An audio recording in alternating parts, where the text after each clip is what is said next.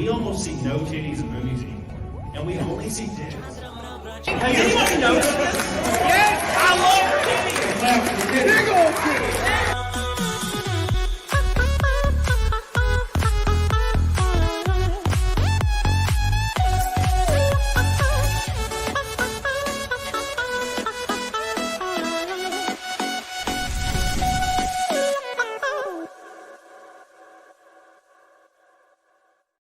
We're back for the second day in a row, and I'm so tired. And I got my boy Karl with me. How you doing, man? Good. How are you? Dude, I'm so tired. Good is a lie. We were talking before. I've been sick the last couple of days. I'm a bit zonked out on sleeping tablets. Yeah, but I'm here. I'm alive. Thank you. I always never going to turn down an opportunity to bash on Billy Mitchell. Yeah, so, yeah, it's so great.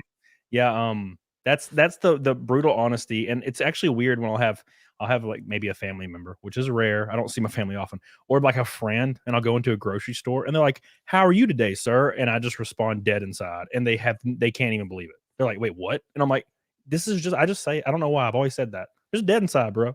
Life is not fun. I don't know why these cashiers think it's hilarious. It's terrible. No." Every waking moment's terrible. No, but dude, I appreciate you for being here. I got a lot I want to talk about. So many beautiful things. I want to talk about the Billy Mitchell stuff. I've been watching all those videos. I want to talk about the Jirard stuff, which is one of the craziest things to watch happen. You know how like when you're watching an event, I feel like back in the day it was probably like a war or something crazy like that, like a Zeppelin burning. When you're watching an event and you know you're watching history happening, that's how I felt when the Jirard thing was. Every time a video came out, I was like, oh man, it's about to get insane. And I released my own, and lo and behold, it did great. And I was like, well, this is great. This is awesome. This is an awesome thing to watch. Watch develop. And then he's playing it off like nothing happened. So yeah. Jirard's hoping that history didn't happen. Jirard's hoping that he could just keep going back to releasing videos as if nothing ever happened, and then everyone's going to forget about it. I don't think we're going to see at the end of the story, though. So I think, maybe we will see, a climax to this later on. But at the moment, it kind of like fizzled out. Yeah. Everyone's sort of moved on, and he's back to making vids. He's just putting videos up and not really talking about it. And now, granted, the videos aren't doing very well, but that's neither here nor there. It's probably people actually voting with their wallets for once. But there's still people on the Reddit, and they're like, I'm just glad he's back. And I'm like, this dude's look. I have a friend, Karl, that's actually did a bunch of the indie land stuff. If you go back and watch videos, there's one of my friends was involved heavily in it, not in any creator way. They were just kind of like they worked for a company and they were just kind of there to support. And I messaged this person and I was like, dude, like, Jirard in real life. Can you tell me what's going on? And they were pretty much like, yeah, everybody's super disappointed. And they were like, I've come to the conclusion that he was just extremely negligent and really dumb, and he didn't intend to be terrible and all this stuff. It's just his lack of he just assumed people was doing stuff. And then when he found out, he just kept not worrying about it, which in turn, in my opinion, is a negative thing anyway. But they gave the whole, well, I still think he's a good person. And I'm like, I don't agree. Yeah, I think that narrative's switching though. I think we'll talk about it. But as it turns out, Jirard ain't such a nice guy. It's like he might be a compulsive liar kind of type where everything's fake.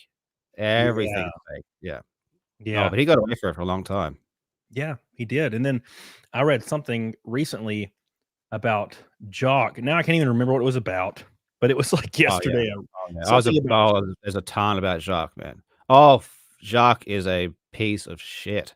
Yeah, you can get that immediately. Well, I mean, it was Jacques that was on the Reddit responding to people and trolling people when it was happening, right? Did you need to let's not get distracted if you needed to intro. No, I'm good. The show or whatever. No, okay. I didn't have an intro. Actually, it is probably good for me to say. Everybody in the chat, I don't know if you were here yesterday, but if you were, Saturday afternoon, I'll be on EVS's stream. We're supposed to be launching the campaign to start the big sponsorship for Talladega, maybe Dover, in the ARCA Menard series this year for me. So he'll have some cool stuff that you can back. and it will just all go to sponsoring my car and helping me push forward this year. So make sure you don't miss that stream. It's going to be amazing. It's going to be delicious. Don't forget. Also, every Red Boy from this point on will be on the next race. The Daytona Red Boys have printed off and shipped, so they are done.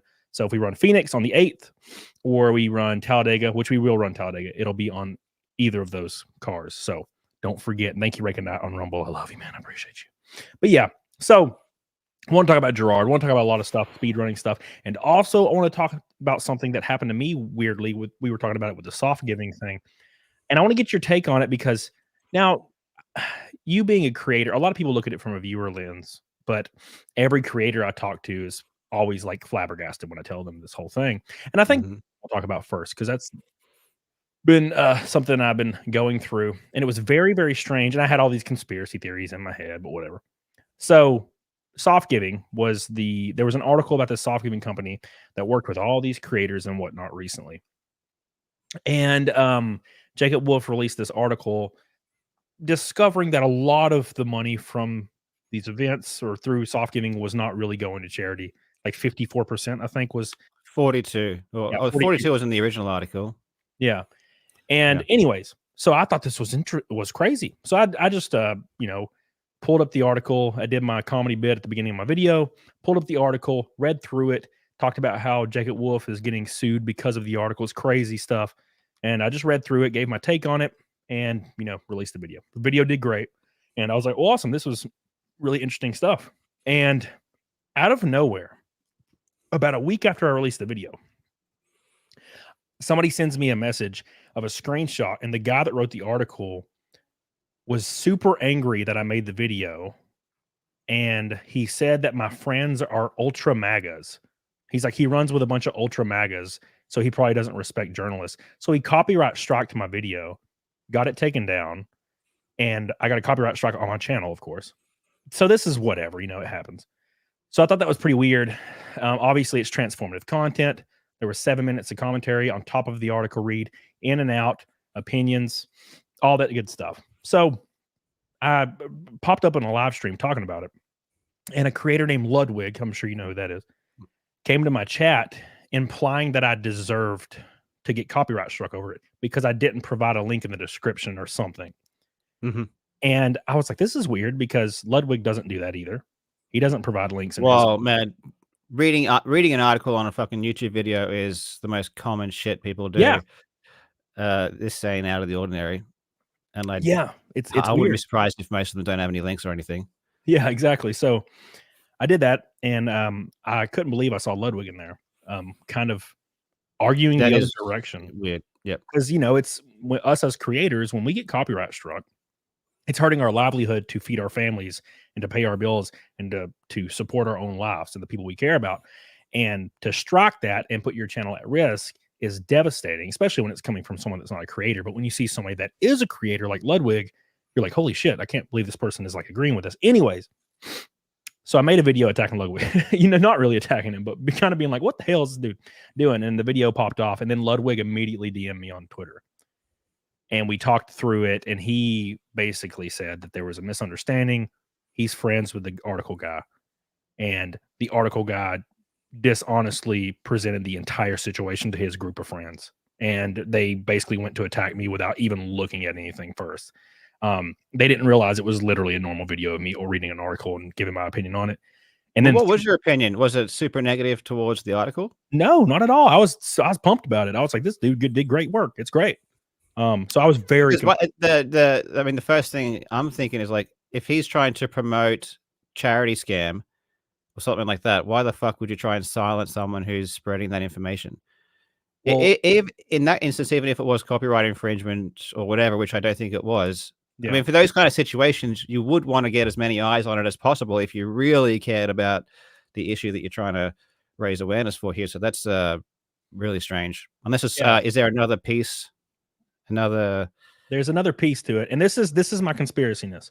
Now, I will say that he said over and over, he mentioned my political opinions, which he didn't even know. He just assumed for some reason, I guess. And he was implying that's why he struck my channel. That's what I think really happened. But the weird thing is, Ludwig has worked in the past with Moist Critical on esports tournaments and stuff and teams and whatnot. 3 days after my video was struck down, Moist Critical releases a video that's almost identical to mine and doesn't have a link in its description, and it gets like 2 million views. And I was like, you motherfucker. I was like, how dare you? I couldn't believe it. I could not believe it. Of course, my appeal was upheld. Well, that you don't need a link in the description, especially if you've got it on screen. I mean, just having it on screen is a link in a way. Yeah. I mean, it's showing you how to find it. It's showing you all the author, all the title, and all that kind of stuff. So that was always a BS reason. Yeah. So maybe maybe the author didn't like you already before that or something. Did the author reach out and apologize? No. Did anyone apologize? No, that was the weird thing is, you know, I was kind of frustrated at Ludwig. I don't really get mad, but I was frustrated at this Ludwig guy. And he messaged me and immediately was like, hey man, I think this is a misunderstanding. I apologize. I looked at it a different way. I didn't have the right information. And I was like, well, damn, I respect that. That's weird. I can't believe this dude's saying this to me. And it was totally cool. And he's like, all right, cool. You know, I appreciate you. And I'm like, I appreciate you. Right on. So that was cool. No, this guy never reached out to me. He copyright struck my channel immediately I never even knew what was happening. And I think it honestly makes me question his whole fucking reason for writing that article. Yeah, because if his Charlie motives and everything. Well, I'm just dude, like I said, really, this is a serious issue. I mean, when I talked about open hand and the completionist and all that kind of stuff, no matter what my opinion is on React content, I would want as many people to react to it as possible, get the information out there because it's a matter of public concern. So you want everyone to know about it. So to try and silence commentary on this kind of stuff is honestly insane. Yeah. And shows that he doesn't really care about getting the message out that much. So that's really, really weird. But I have thoughts on the original soft giving stuff to begin with too. Yeah. What's your thoughts on it? Like, aside from my personal like experience with the author, like, yeah, well, what happened to you was bullshit. So yeah, that's pretty straightforward. But what was interesting is they talked about all these content creators who are shilling this charity, and then all of these expenses went elsewhere and didn't really go to the charity they were supposed to go to, right? That's the whole issue. Yeah. And I didn't see a single instance of them showing the streamers themselves talk about the charity. Like, you know how with Jirard and the Completionist, I went through all the VODs and I found all these clips of Jirard saying, all this money's going to charity. Yeah, there was like 30 of those. Yeah. Oh, there's more than that. Yeah. There's, you know, give me money and it's all going to go to XYZ. He's very specific with it. And like, that's the reason it was such a problem. And now you've got in this other article, all these people like Asmongold getting called out and all the OTK people and Hassan. Was Hassan in soft giving? He worked with, I think he did work with the company, but there were other content creators and I didn't see a single clip that they drudged up from any of those content creators saying, hey, you give money to me and I'll give X amount of money to the charity. Right. So it seems like the content creators were then thrown under the bus then because, you know, high expenses in charities is like more of like the non-profit thing. So like soft giving or whatever, if they have really high expenses, they're not worth giving to. That's fine. That's on soft giving. But if the content creators themselves aren't saying all the money goes to the charity, then it's not on the content creators. No, I agree. Yeah. The other thing was, are the content creators getting paid? There's like this debate about should content creators or influencers get paid to shill charities. Do you have an opinion on that one? Well, in my original video, I said I don't see any of the content creators in the wrong. And I said because they're likely, you know, if they're getting paid, they're just accepting a paycheck and moving on like they would with any sponsorship or anything in the past. I don't really have a problem with it, with them getting paid to talk about any organization that's willing to pay them to do so. Probably should disclose it though. Yeah, I said that in the video. It should be disclosed, obviously. Yeah, especially with a charity thing. Because if you were to advertise it like you're doing this out of the goodness of your heart, but you're actually getting paid, that's kind of scummy. Yeah, because most people are like, wow, like they would be inclined to donate because their Yes. favorite creator believes in the charity themselves and they're doing it for free, right? And no one's going to believe that you're getting paid unless you say it. Yeah. People assume charity streams, people aren't getting paid for it. That's just standard practice for charity. So I don't. Yeah, but then again, what I wanted to see, where's the VODs? And was it Jacob Wolf? Yes. How come he hasn't saved all the VODs? And why do we not have all the streams of the creators? Like, what did they say during those streams? Because maybe they did say all the money's going to XYZ. Maybe they didn't disclose they weren't getting paid, which I want to know. And Right. honestly, if the investigation was good, he would have done that. But I guess it depends when he started investigating, because VODs obviously delete after a certain amount of time. But yeah, there's no reason going after all these content creators when you can't even prove they lied, and there's no evidence that they knew what was going on. So I found that whole thing was a bit weak. Yeah. The whole thing was a bit weak. When I did my video on it, that's what I put the disclaimer out there. And I know, because you have to, and even when you do, it doesn't even work half the time. But I put the disclaimer in the video 3 times. I was like, I don't see these content creators really did anything wrong, or and if maybe it can be perceived that way, they did not knowingly do anything. So I think it's more pointed at soft giving, more pointed at the CEO and his inspirations for even doing charities. It's all really shady, and like his upbringing and all this stuff is the object of the article that I found interesting. But of course, my video got wrecked by people thinking I was going after Asmongold. And I was like, I even said that I think it's fine. I don't think he did anything like shady. His response was fucking shit, though. Yeah. I mean, Asmongold didn't make it worse by just saying, I don't care what you think. I mean, I'm sure he could have come back and like, if I was him, I could have come back with a reasonable answer that would have quelled a lot of anger and sort of explained why. But he was just like, I don't give a fuck. Yeah. Why do I have to listen to your complaints? Which was kind of funny coming off the back of the Jirard stuff, where he was giving his 2 cents every day about Jirard's charity scam. Yeah. And then as soon as the spotlight's on him for his charity stuff, he's like, I don't have to listen to you, and your opinion doesn't mean anything, and that kind of stuff. I think there's value in a response.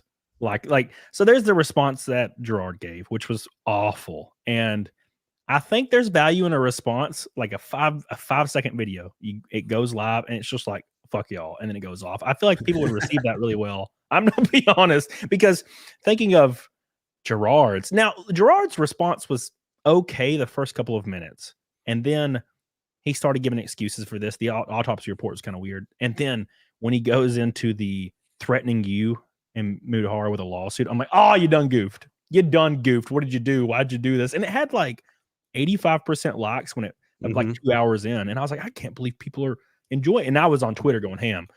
I was like, yeah, I had just started my new booking agent Twitter, because I just get banned on Twitter every freaking day for no reason. And I was just typing away, and it was like 10K likes after 10K likes, because I was like, this is bullshit. I'm not falling for this. And after I think Mudahar released a video the same day, and it was over, or the next day. And within 24 hours, because it was everything he said you could pick apart immediately. Oh, and still to this day, there's shit that I haven't even picked apart publicly. There's just a bunch of lies in there that you would never kind of know. That's the problem, is that you'd have to kind of study the whole thing and have a decent idea about what happened to understand just how bullshit his response really was. Yeah. So yeah, and he's an actor, and he's an emotional manipulator. He's been doing that for 10 years. You go back and watch his videos; they're just full of manipulation, like extreme manipulation. He will try to act upset in his videos. He will try to put on these emotions just to sort of sway his audience into feeling a certain way. There's tons of these tactics that he does. Like he'll be like, don't donate to me, don't donate to my Patreon, don't buy my merch. That's not what I'm asking you to do. And the only reason he's saying that is because he wants you to buy his merch and donate to his Patreon and that kind of stuff. There's a ton of that. There's such obvious tactics that he uses, and people get fooled by that. A lot of people just get fooled by the emotion. They still can't fathom the idea of a compulsive liar. Yeah, and where you just can't he trust what tried they it on say. you. He tried it on you and Mudahar. He said it three times in the call, because I listened to the whole call. Me and Nick Ricada, we Mm. we went through it, and he said that 3 times. He's like, "Look, I'm not trying to pay you guys off. Now, I'm not trying to pay you guys off or anything, but Well, I didn't think he was putting ideas in our head, but then I went back and watched some of his videos where he does that exact same tactic. yeah, He's like, I'm not getting enough money through YouTube. I'm not earning enough. I'm losing money. And I'm not asking you to sort of sub to my Patreon. I'm not asking you to yeah, buy my merch, stuff like that. So the bribe thing, I don't think he was necessarily doing that, but he has done similar things. yeah, And he has a large toolkit of manipulation yep, that he uses. But that call is impressive from just understanding how Jirard, like how well Jirard knows how to manipulate people. I mean, me and Mudahar are very smart, and we're pretty switched on to the bullshit stuff. So it was not going to impact us as much as it would, a lot of other people. But even still, like after that call, I felt like shit. I felt like, oh damn, poor Jirard. yeah. Poor Jirard, his career's over, and I feel sorry for him. So I went kind of easy on that first video. Now I'm just like, I don't care at all. Now I realize, holy shit, this guy was just lying to us the whole time, and it's Oh my gosh, whatever. when he implied that he was considering legal action, I think you either tweeted or somebody did, and they were like, or it's gloves off, and then the Yeah. next day or the day after it was just, God, it was decimation, and yeah, it destroyed everything. I think his response, I even thought about it when I was watching it. I was like, man, all you'd have to do is just 100% own up. Just be like, look, I messed this up. I'm stepping down. I lost track of things, and I should have been on top of things. And I'm going to donate this money. Plus, I'm going to donate 250 grand of my own money directly to all charities mentioned. And if I can win back your trust in the future, that would be great. But if not, then I just want you to hear this response. I'm taking full ass accountability. And he didn't. He did none of those things. I was like, damn. 250 ain't a lot to this guy. Yeah. Ain't a lot to this guy. He can afford 200. He could afford a lot. And especially if he wants a career on YouTube, dude, like that's he donated 600 grand, which is still far below what they actually raised. Yeah. Which is still doesn't even make sense. Like, why not donate the whole thing? But he could have donated a lot more. Obviously, he wants to keep making money on YouTube. Yeah. So if I were him, I would have donated more. And then that's the only kind of way you're going to get back trust. Fully admit what you did was wrong.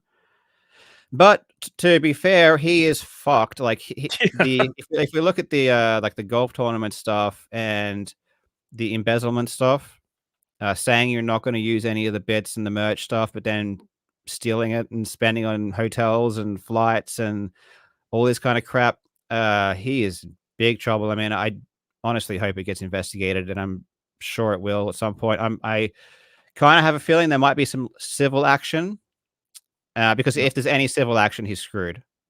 Yeah. Like Yeah. that's criminally, I don't know how the court would treat that, but civilly is like the bar is way lower to win a civil case, and if anyone goes after him in a civil way, he is definitely screwed.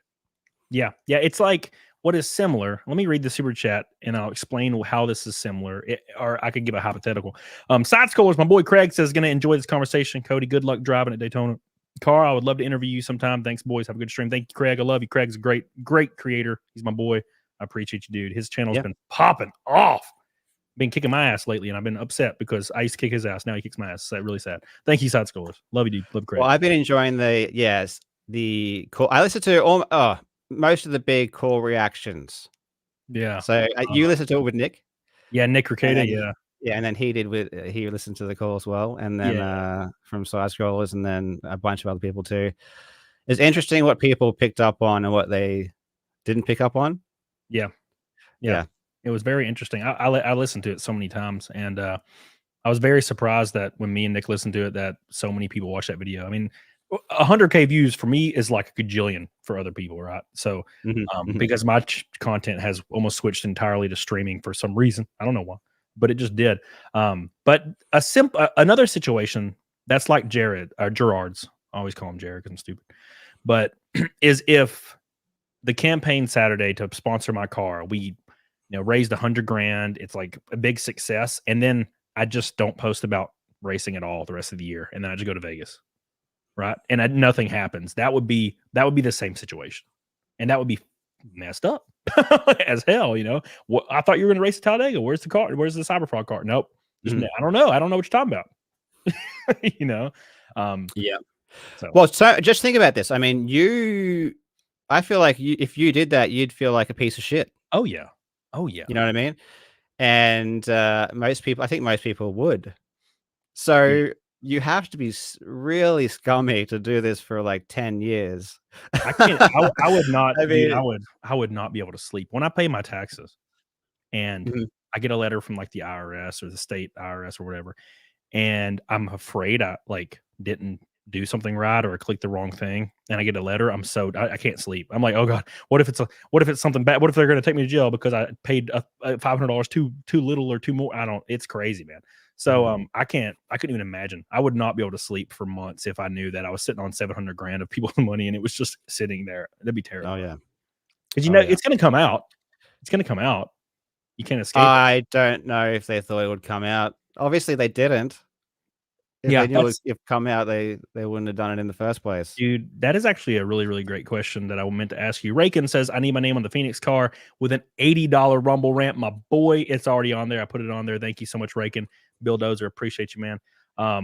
Yeah, every $100 super chat from here on out will go to the Phoenix and or Talladega. I should be running Phoenix, but if something happens and I don't, it'll be on the Talladega car. Thank you. Appreciate you. Trent says, bro, thank you, Trent. I love you. I appreciate you. Billy Hatcher says, nice to see this dude on stream. Now he also looks like he has a baby face. I don't feel like that's true. I feel like you have a good stoic face. Unlike Me? I have a No, basketball. I look like a kid. I don't think so. Hell Pizza King says, if you go to Vegas with money, you could at least put Hell Pizza King across your forehead. Yeah. For $200,000, I'd do that right now. Thank you. Appreciate you, baby. So that's a good question. I was thinking about when you first responded to my email. How did you come about this Jirard thing? Like because Yes. it just like you knew and no one else knew. So how did you know? Yeah, well, I didn't know. No one knew the full extent. So a person came to me just saying, hey, I want to talk to you about something. And I'm like, cool. And then we had a chat and then they showed me the tax returns. And the only point of showing me the tax returns was the fact that no money had been donated. So that was it. Right. Just that the money hadn't been donated. And they're like, does that seem weird to you? And I looked at that and I'm like, yeah, that's fucking weird. Super weird. This is and obviously I knew who the completionist was.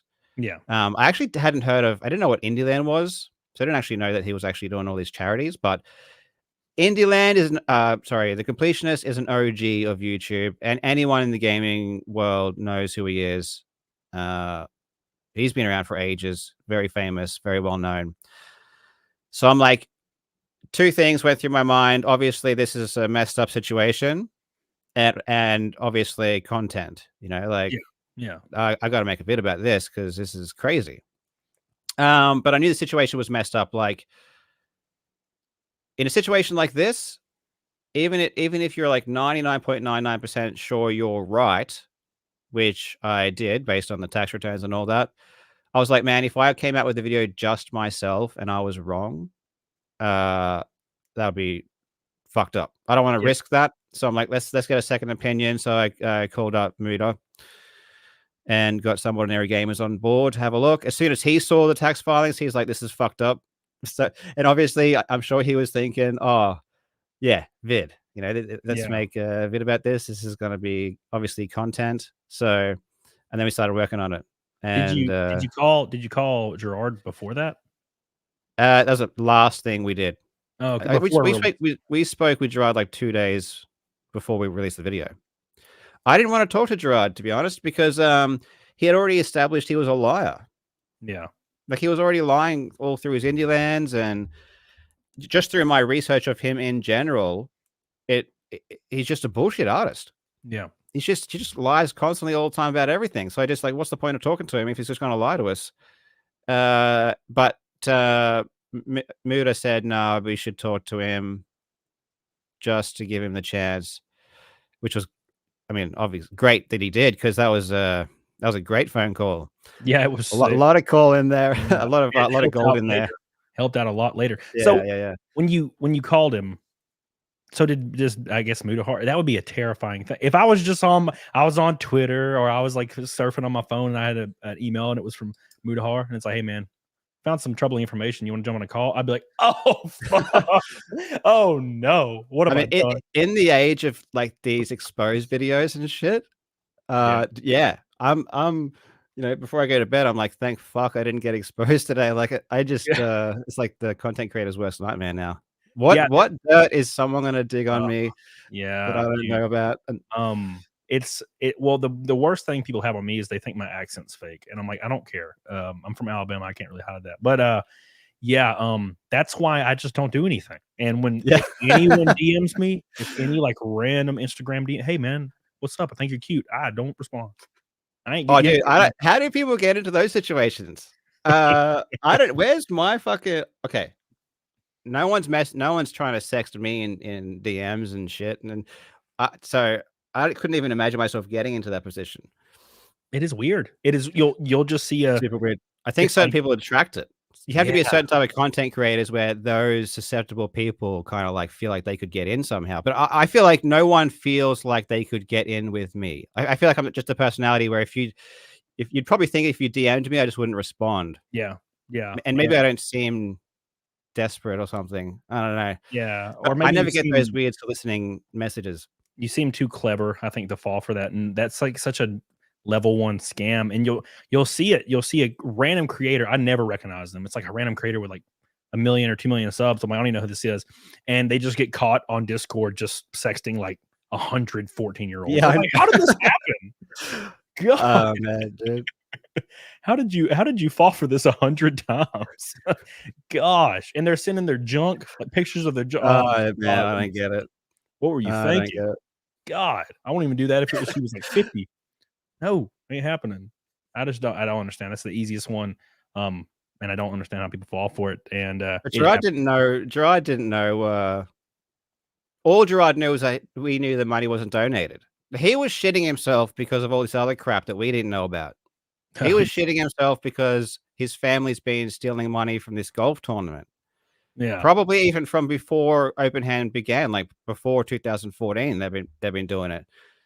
And what God knows what else that family's doing. I mean, Jirard is sitting on a pile of like misdeeds that the public is not aware of, and he knows it. His family knows it. So it was kind of like, I think he just shat himself because it seemed like maybe the whole truth was going to come out, and some of the truth is coming out. That's a good point. The reason, because if it was just, hey, there's 600 grand sitting here, it's never been donated, what's going on? I feel like you could get out in front of that and kind of repair it to the best of your ability without being too destroyed. I mean, you're gonna be painted in a negative light, but you can probably come back from that rather quickly if you just make amends. But he was shitting himself on that call. He was like shaking. You could hear his voice shaking, which you're probably right. He probably thought you guys knew way more about the other crazy shit going on. He's probably just even not knowing, just the fact that he didn't know what we knew. Yeah, is scary. Yeah. And the golf tournament thing was wild because there's all these like tiers to become like diamond sponsors and all this money. Because you can just do the simple math. It's like $10,000 or something like that for like one of the spots. And there was several of them filled. And then there's where's the money at? Yep. And we still don't know. Answered it. No one still answered that yet. No. And they're going again in May. So I'm looking forward to that. Yeah, golf tournaments coming up in a few months. Unbelievable. Yeah. His family's a piece of work, dude. So we spoke about Jacques. Yeah. Oh, did you know this? That one Video Entertainment, that's the company that has the Completionist and all that stuff underneath, right? So that one video entertainment. I found something interesting a month or two ago. How familiar are you with NoPixel? I've heard it before, but I'm not familiar with it. Okay. So NoPixel is like the role-playing GTA 5 stuff, which is absolutely huge. Right. And I think like for example, XQC's doing roleplay on NoPixel right now. But a ton of huge people. It's absolutely massive. And so NoPixel is the server, and Coil is the guy who made it, I believe. I don't know if he made it, but he owns it, I think. Anyways, that one video entertainment is suing Coil and Coil Productions, which is basically the owner of NoPixel, for copyright infringement. And I'm going to explain this situation terribly because it's really kind of weird. Do you remember that Alana chick who she had a work visa with that one video entertainment? And she said that one video entertainment gave her a work visa in exchange for like 5% of her income. Yeah, I can see the girl's face. I don't remember hearing about this, but I know so the girl. what that one video entertainment does is it gets these content creators from overseas and says, hey, we'll give you a work visa in America. You go out and work and we'll take a percentage of your profit.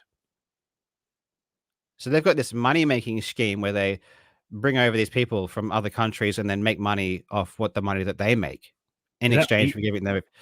I don't know. I actually don't know. I don't know. I honestly don't know. It's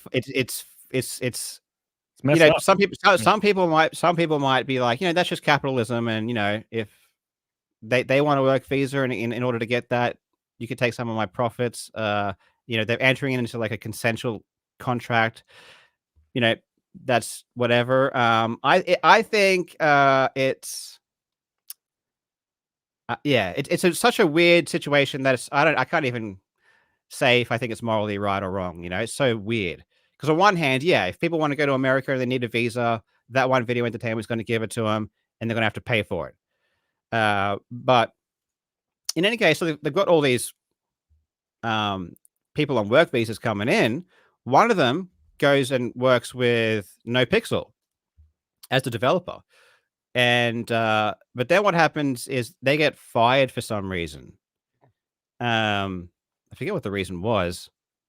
But they were fired in a bad way where it was like there's a public incident where the developer got like publicly fired so that they couldn't find work anymore because their image was tarnished, right? So then that one video entertainment says, you fired our employee and we had this deal that employee was going to give us these profits. So now NoPixel or Coil, you owe us because, that person's not working anymore.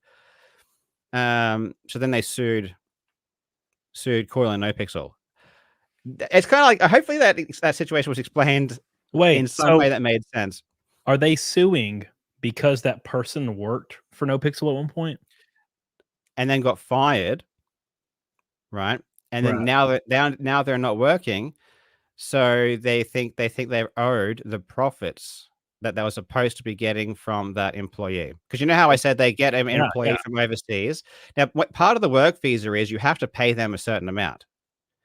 So if I, if you want to come to Australia, or if I want to go to America, you hire me, you have to pay me like a minimum amount of money to qualify for this visa, right? Which is a guaranteed amount of money.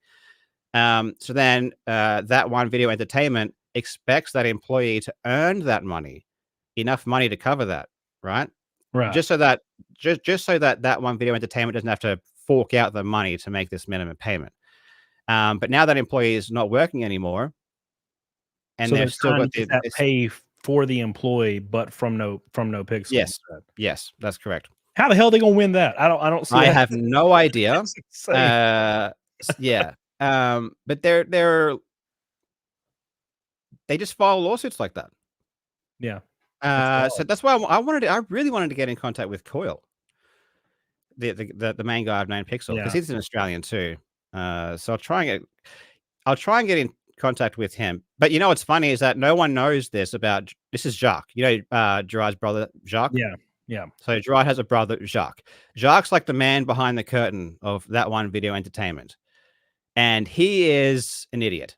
He is a total scumbag. Like, he's not a nice guy. He would be the guy who tries to sue me. You know what I mean? Like, Jirard's the happy. Jirard is the nice guy on camera. Jacques is the real kind of evil businessman behind the scenes. Yeah, he'll sue you in a no-win situation just because he's egotistical. Yep. That's what I felt when that Jacob Wolf guy, because the only way you can appeal on YouTube is you have to file a lawsuit, and when you're doing the DMCA thing. And I was like, man, it would be wild if this guy actually sued me because he's so egotistical. Like, that would be wild because you can't win. It's like the most fair use thing that's ever happened. Yes, but I'm like, he might try though, because you know these people are insane. It's like Billy Mitchell. What exactly happened with Billy Mitchell to start this whole? You just made a video, right? I originally made a video on Guinness, just talking about Guinness World Records and how they're a piece of shit and their opinions irrelevant. And because, you know, like, some people still think Guinness World Records mean something. Yeah. They're like, oh, I have a Guinness World Record. That's amazing or whatever. But most of these Guinness World Records are just either paid for or they're just like, you know, not the world record because the people who decide them have no idea what they're doing. Right.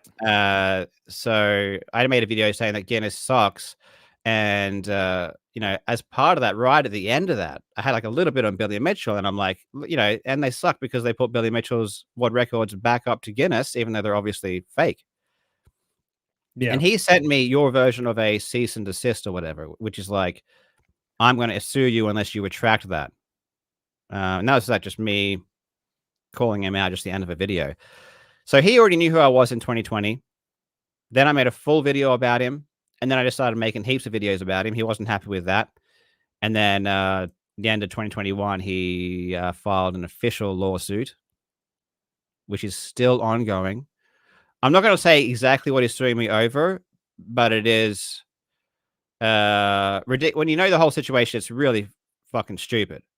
Yeah. Really stupid. So at the moment, we're trying to get a trial date. I'm hoping that's in a few months.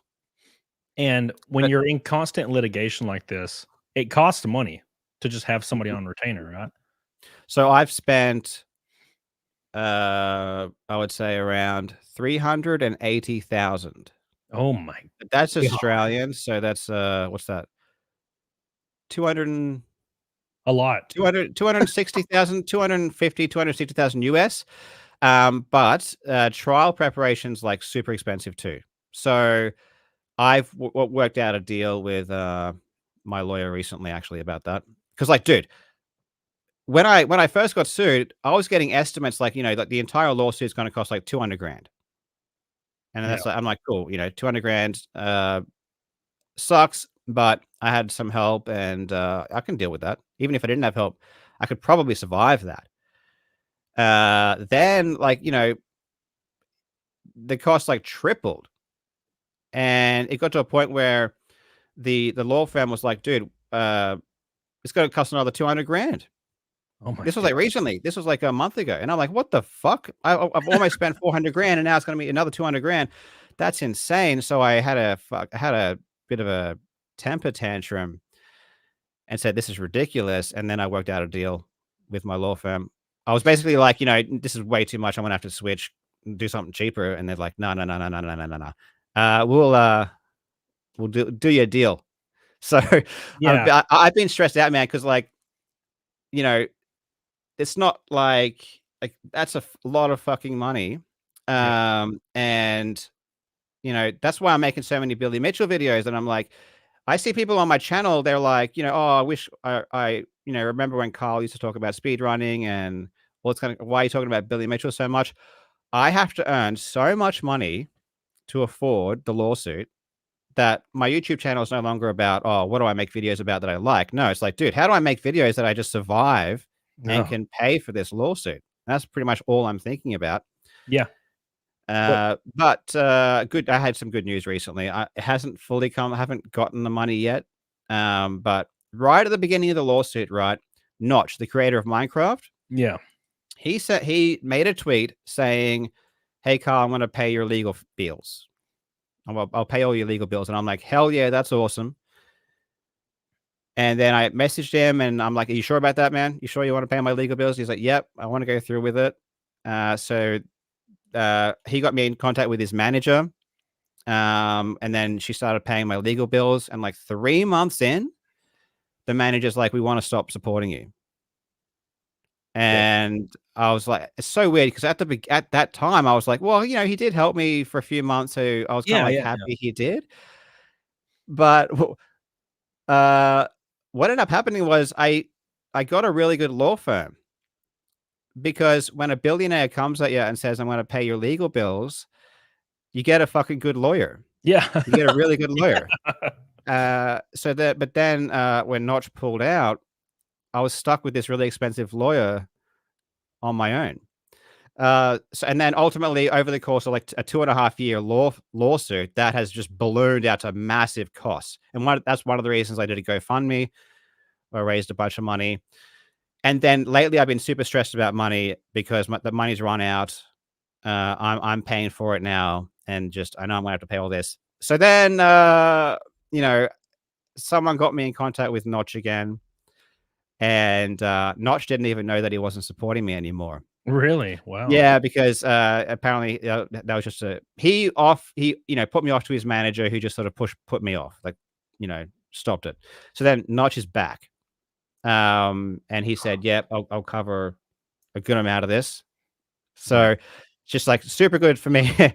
Oh, Super huge relief. Yeah. So Matt, dude, that's like yesterday.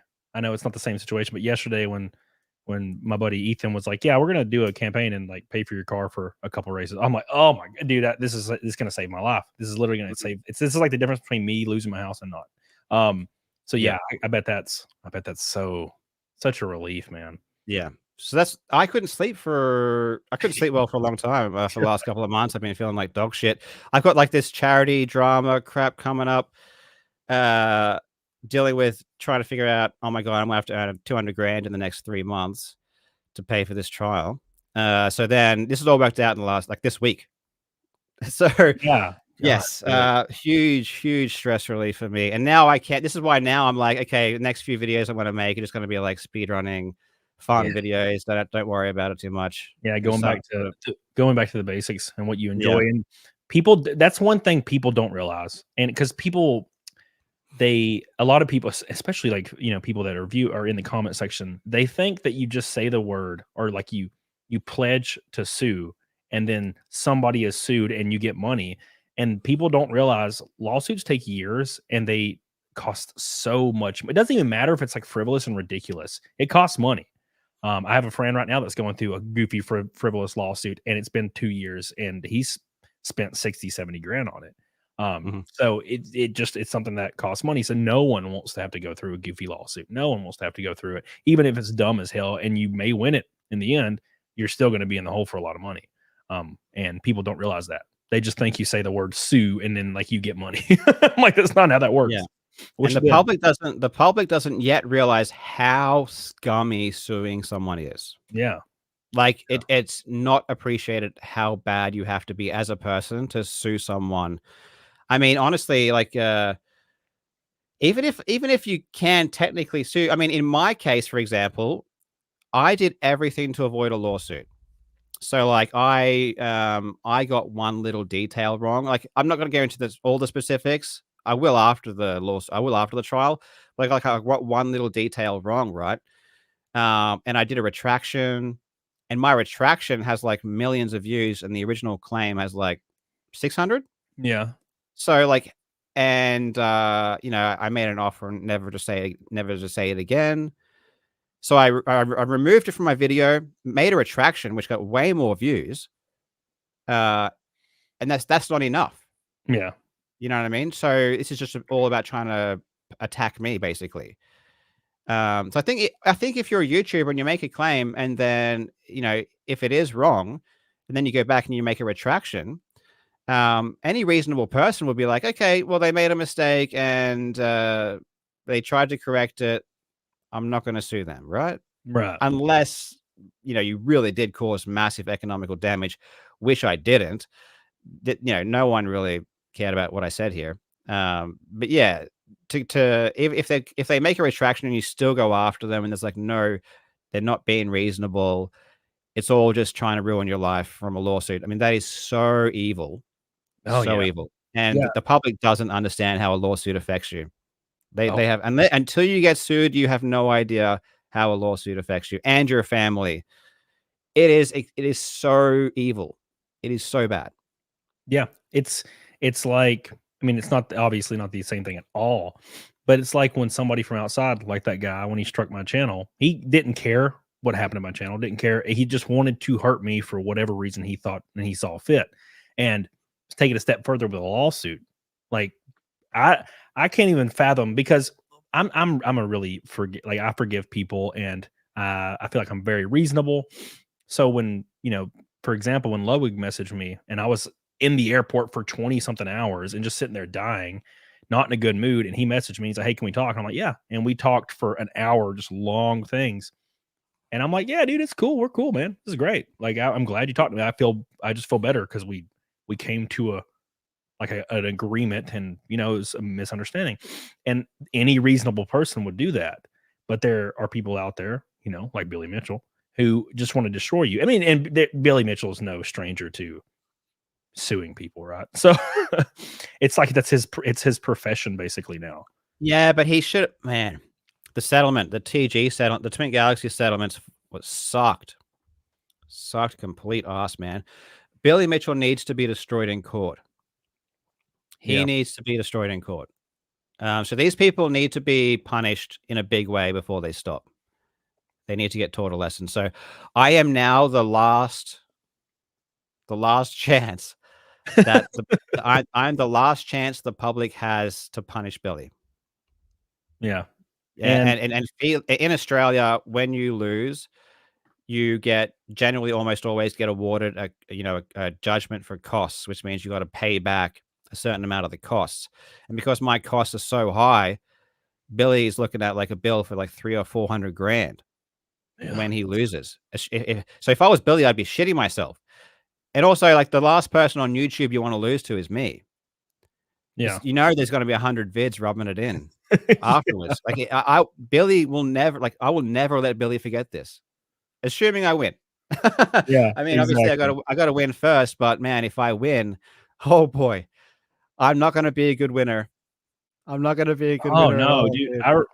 I was thinking really future tense. And I keep coming back to this goofy ass guy, but I was thinking if this dude sued me and I just decimated him in court over the course of like a year or two, it would be what I was known for now. I would tweet about it every day. I would gloat. I would take my shirt off and scream, and it would be the greatest thing, because these people deserve that. Yes. They deserve to get destroyed, and on a public forum in a public place. So you see that what they're doing, and Billy just looks evil as hell. If you look at his creepy little face, he looks like an evil motherfucker.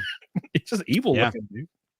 Always. So let's hope that I do win. Yes. Yes. And if I do, I mean, if I win, it's going to be the greatest thing that's ever happened to the internet. So many people want Billy to lose, so many people were upset that Twin Galaxies settled instead of going to trial. Yeah. So this will be the trial, and I just hope I can come through and make everyone happy. Yeah. Do you think it'll be a public trial? I don't think it's a public in Australia. Okay, because that would be wild. Because it might be. My buddy Nick would be just streaming that.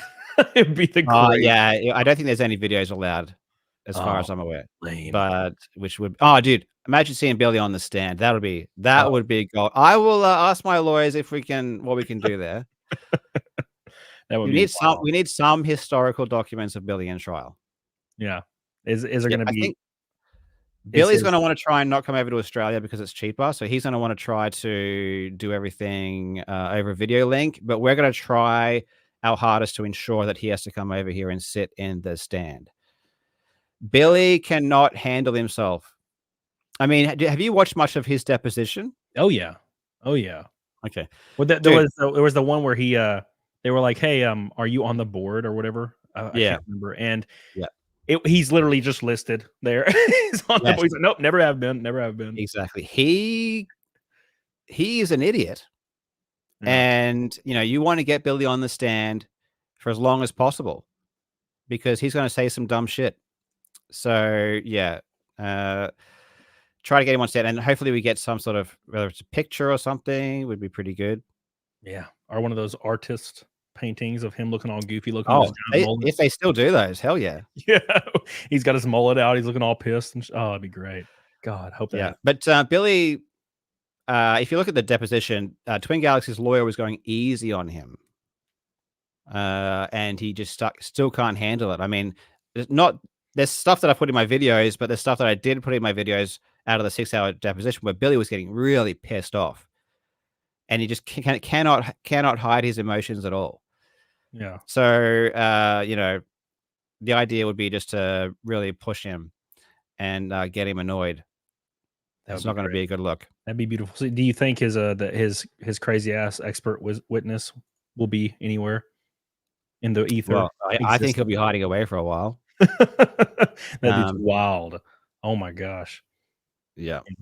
That was interesting. But yeah, but of course, Billy Mitchell's expert witness is going to be that guy. Yeah. That his expert witness or his expert statement is one of the dumbest things I've ever seen. It's unbelievable. Yeah, it's funny because I think because somebody in the chat, Monkey Man said, didn't he try to sue Regular Show because they made a character based off Billy Mitchell and he tried to sue him? Yes. It's just a giant headed guy that loves to have records on video games with a mullet, of course. God, it was great. And it did look like him, didn't it? It looked just like him. And it acted like him. Yeah. He was like, this record on Broken Bones is the last thing I have. My wife left, my kids left. It's all I have. And they let him win. And then he's like, thank you for being so dumb. He's like, I'm not even married. It's like, damn, Billy Mitchell, how could you? Yeah, but this is never going to stop until he gets owned. Yeah. And I think I'm now the last chance. I'm the last chance the world has to own Billy Mitchell. You're the final frontier. The last one, the last bastion. Oh my gosh. Speaking of last bastion, Bourbon Infested Dr. Pink Boy says Karl is the freaking man. Congratulations, NASCAR. Thank you, Bourbon Infested. I love you, dude. Appreciate all your support. Every $100 super chat is going to be on my next race after Daytona. For future reference, boys. Raking Knots on there today. Thank you, my man.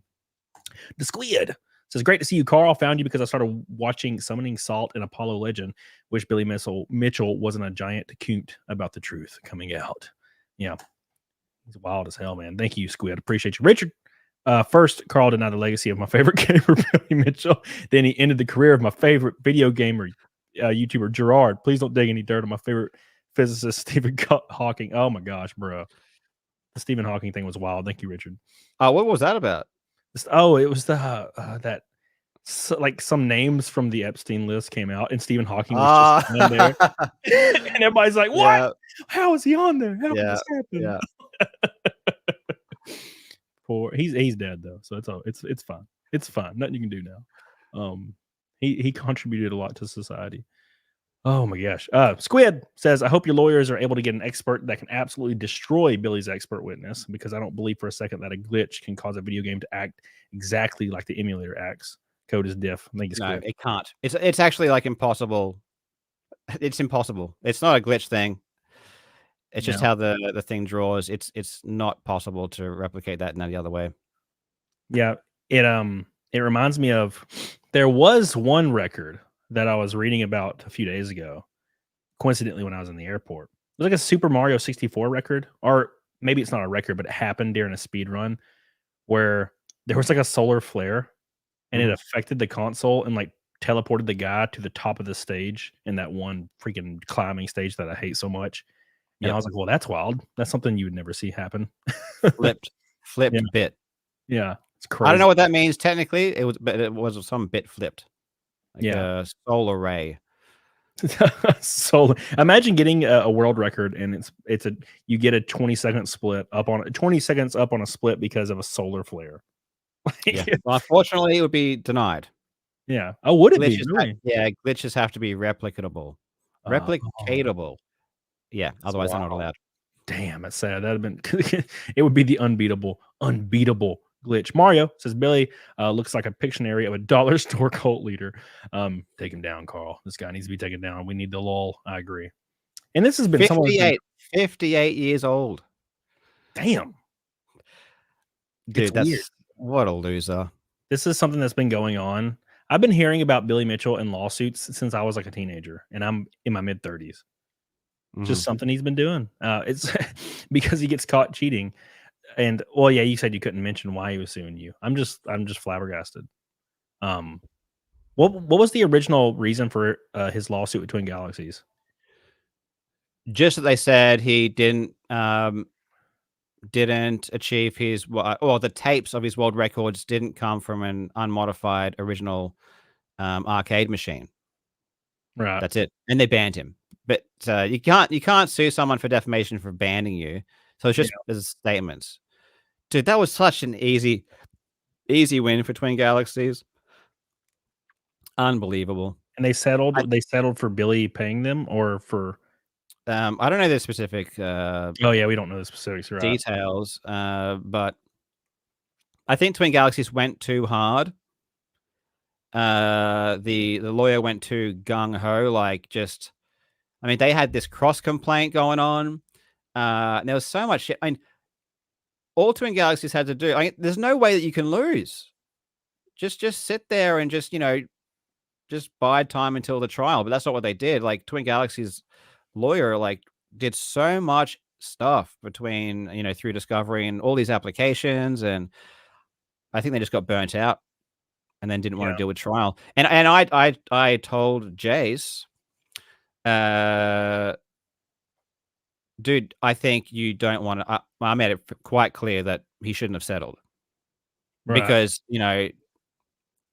imagine being the person who beat Billy Mitchell. I mean, you're forever immortalized as a hero.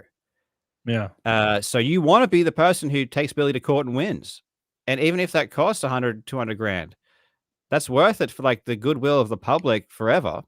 I mean, and if Twin Galaxies wanted that publicity, if they wanted to be looked at as a champion of, like, defender of like legitimate scores, they should have taken him to court and they should have beaten him. Now, if they settle, now everyone's fucking upset at them. So it was a bad business decision, in my opinion. Oh well. Well, now sucks. it's on you. Now it's on me. Now it's more pressure, man. Now it's a lot more pressure.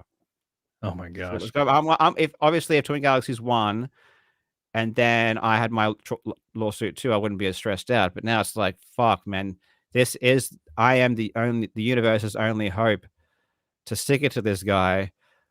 Oh, now I really got to win. Oh, I hope that happens. Oh, yeah. How you said the trial date? What, if you could estimate, how far out do you think it would be? This year. It'd be this year. So I'm hoping middle of the year. Awesome. Well, hopefully it works out. Okay, so I want to get your how you reacted, because I watched, we're kind of going backwards, but I watched the Jirard response, and he at the very end implied that he was thinking about taking legal action. Did you ever consider that like a serious threat at all? Oh yeah, because like I said, his brother is an idiot. Yeah, that's why at the end of my last vid I was responding to the lawyer, and I threw in this little remark, if Jirard or his loser brother Jacques tries to sue me, that little comment about Jacques would have gone over everyone's head, because no one knows about Jacques. Yeah, Jacques, the guy, he's an idiot, and yes, I think there is a good chance he's trying to find out how he can sue me, and their brand is completely fucked now. I mean, it's hard to say they're over, but I mean, they lost a lot of money because of this, and earning potential and stuff like that. So 100%, that little man Jacques is talking to his lawyers, thinking, how can I sue Karl? But he's going to have to sue me in Australia, and he's not going to win. No. I guarantee you he ain't going to win, man. I made sure to cover my bases with this one. I have justification for everything I said. He's got no case. no case whatsoever. Yeah, but he's talking to trust me, he's spending a ton amount of time talking to lawyers, thinking how can I sue for this? Absolutely.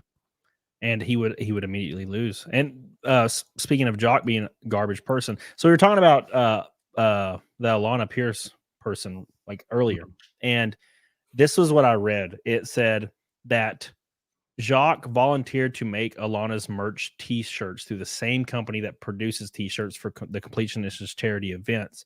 The shirts were eventually delivered months late, and out of $67,000 in sales, the charity only ended up with $7,000.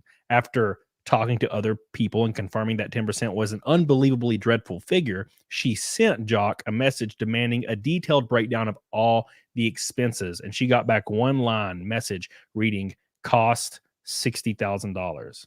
Then she decided to dissolve her relationship with the Khalils altogether, and she donated her own $15,000 of her own money to, kind of make amends.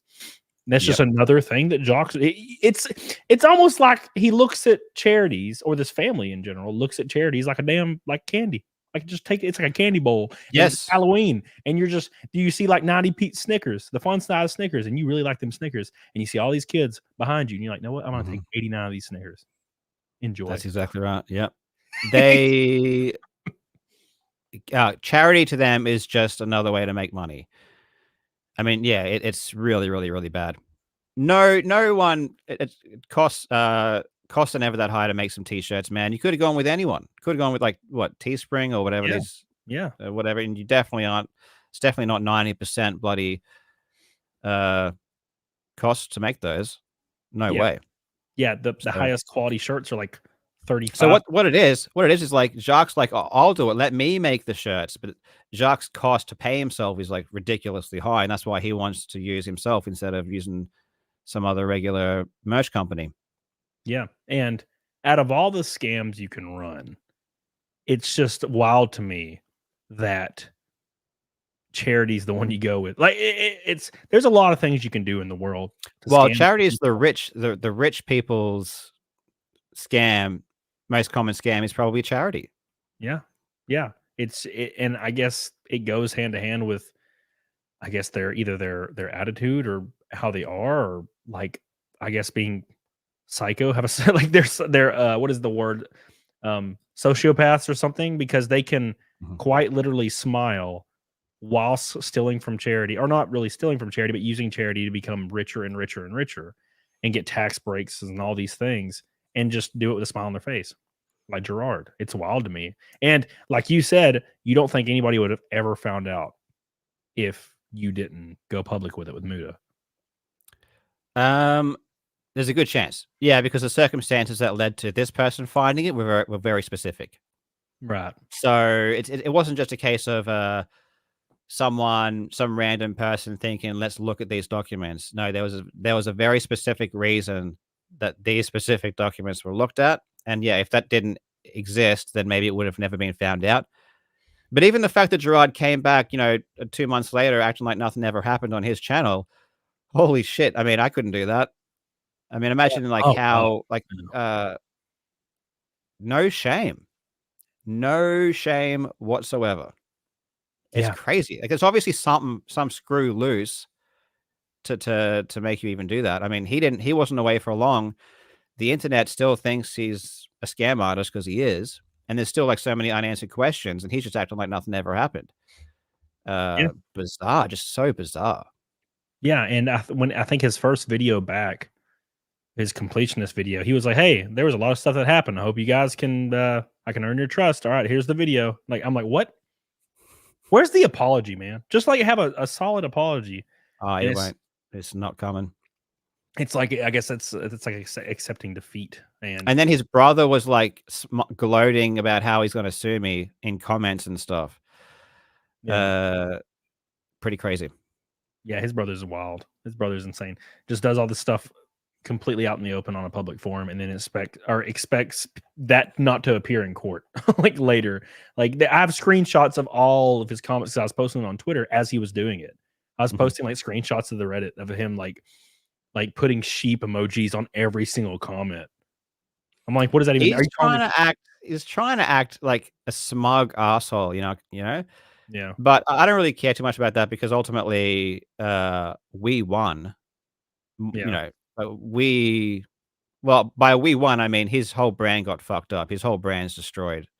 So obviously they're going to be upset about that. So they definitely reaped a lot of what they sowed here. So yeah, he's gonna try and act like he doesn't care, but they definitely do. Yeah. Do you see a path back at all for Jirard? He's gonna keep these type of people. I think they're obsessed with attention. Yeah. Oh, Jirard, man, especially Jirard. He's obsessed with attention, man. And that's part of the reason why he makes up all these fake stories, these fake ridiculous stories, and he's always got to be like the greatest, or he's always got to be like sympathetic.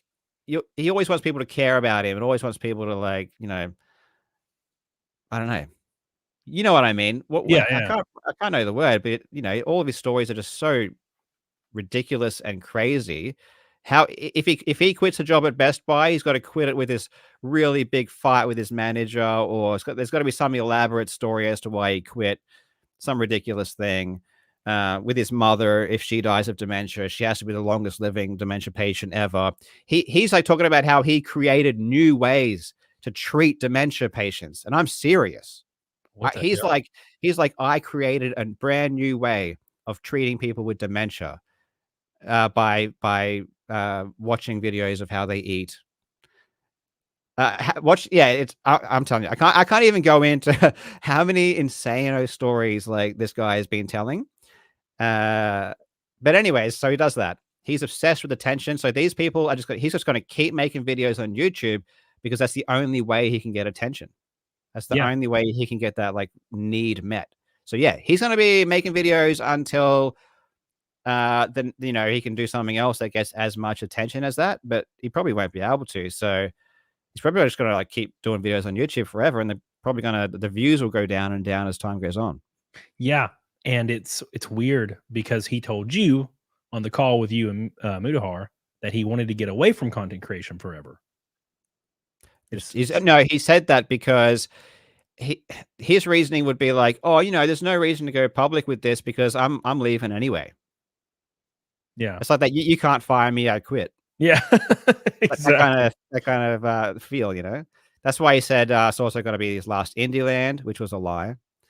There's a bunch of lies in there that are like, there's no real point making a vid because I'm going to stop making videos and I'm not going to do indie land again, and I'm on my way out anyways, so no reason to really make a vid about this. That was his point. Yeah, and after all this happened, from what I remember, I think it was the golf charity removed all their like public sponsor stuff off their website like overnight or something like that. Goth charity? The golf chair, the Golf. yeah, golf. Oh, they went private. Yeah, They went private, so yeah. you can no longer see how much the sponsorships are. Yeah, exactly. So it's like this is obviously connected. Oh, they know they're shady. Yeah, yeah, They know they're shady. Did Jirard ever try to reach out to you again after the call was over? No. So that was it. He just cut off contact. And I would have. He should have. Yeah. I mean, especially like I've had beef with people before, and we talk about it and we settle it. Yeah. I'm a very, very reasonable person, so yes, coming out. One of his best decisions would have been talking to me, because I'm not going to stop. I'm not going to stop coming after you if you keep lying. Yeah. So you should probably talk to me and hopefully get it resolved. But they don't think that way. I'm sure Jirard hates my guts, man. Oh boy. Well, yeah, I'm sure he's pissed. My theory was he already either had plans for this money because, like you said, if no one ever found out, I mean, what was he going to do? Just disappear, dissolve the charity, and just be like, oh, look at this Ferrari. I got a Ferrari now. It's great. It came out of nowhere. My thought process was he had a plan. This is me just being a conspiracy guy. He had a plan, and when you thwarted that plan, and he had to donate this money that he may or may not even have had at the time. That's what made him livid in his response. He probably should have donated the money and then made a response video a week later instead of like immediately, right? Because I think, you know, it's fresh. Because he was mad at you because he lost money. That's in my opinion. Like, I'm speculating, obviously, but I think that's why he was so furious, because he lost that money. Yeah.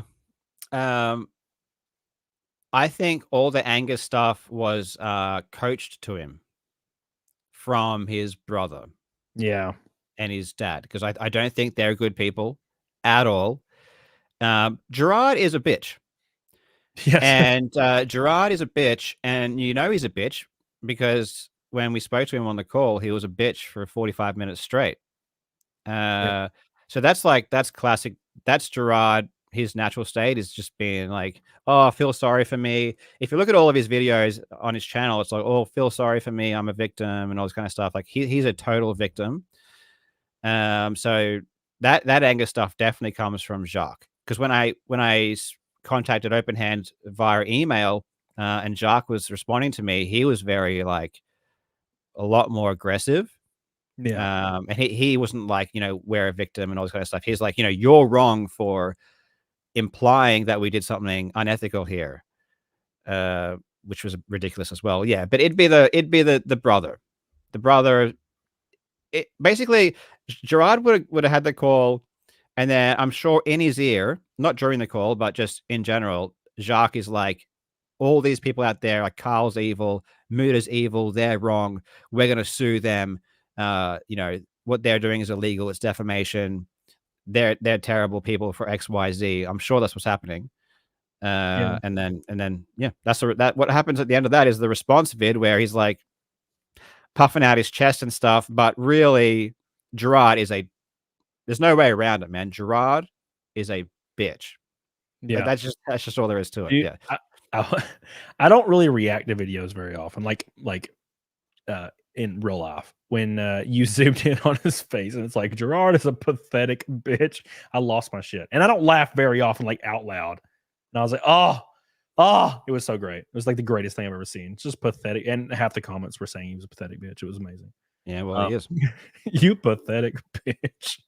Oh, what a glorious thing that we got to witness. And I mean, do you have any plans to tackle that any further? Or are you just waiting for like more developments? No, I am considering following up something behind the scenes. I want to find out if this is going to get investigated, because that's what we need, right? We need someone to have a look at this. Oh, what was interesting, you know, that when that lawyer came out and defended Jirard, Mooney. Yeah, I think you watched that. Mooney, I watched that whole thing. Yeah. So there was a lawyer who came out with a video, and he was saying that basically kind of just saying that we're wrong and Jirard didn't really do anything wrong, right? That was. Yeah. Did you watch the original video that the lawyer put out? I watched the original. I think he was reacting to one of your recent videos, and it was a few hours later, and I think he was apologizing on Reddit. Oh, he apologized immediately. Yeah. Yeah, it was like real fast. Yeah, so there was one lawyer who came out and said that Jirard basically didn't do. There was no evidence that he did anything wrong. It was like an hour-long video, and it caused like thousands of people to be like, you know, Karl Muda's wrong and all of this. And then I made a response video to that, and then like within 2 hours, he's apologizing, saying that he was wrong, and then he ended up removing his video. Yeah. So I think if that happened, then my case must be pretty strong. Yeah. You know, to have like a lawyer go to all that effort to make a video and then totally retract and delete his video, just goes to strengthen my point that what Jirard did probably is illegal. Yeah, probably is illegal here. Well, so, I mean, you just all you have to do is post the compilation of him saying all this money is going to charity, and then he mentions like four charities every time they're in any land. And even at the end of the day, I think they only went to one, right? Like when he finally paid, it went to just one charity, right? Yes. So like that right there, I think that's like the number 2 most commonly most common forms of charity fraud is claiming money's going to an organization that it's not going to. So I mean that's yeah, but he was stealing money though. Yeah. Like I said, saying that bits and all that are going to the Open Hand Foundation and then spending it on hotels, Yeah. that's you can't fucking do that. Yeah. That's so bad. That's like I think that's jail. I'm Yeah. pretty sure He that's just straight up jail for doing that. he And he literally did doing said, this for years, doing this for every fucking year. yeah, he literally said, all bits, subs, donations go directly to the charity as well. We are keeping none of it, which was like verbatim what he said. And then Yeah. later on, he was like, well, we used it for expenses and stuff. And I'm like, no, that's not how that works. Yeah. Yeah. Crazy shit. So what I want to do behind the scenes is talk to someone to see if we can get like at the minimum they should be civilly liable here. Yeah. So I don't know, like class action. Like when I did were you familiar with the water stuff? The video game collecting? Yeah. On there's like a website that had all these just So overblown prices or something. well, Wata was a video game grading company, right? So when people collect video games, they get a grading company to put it in plastic and say this is like a 9.8 out of 10, the quality.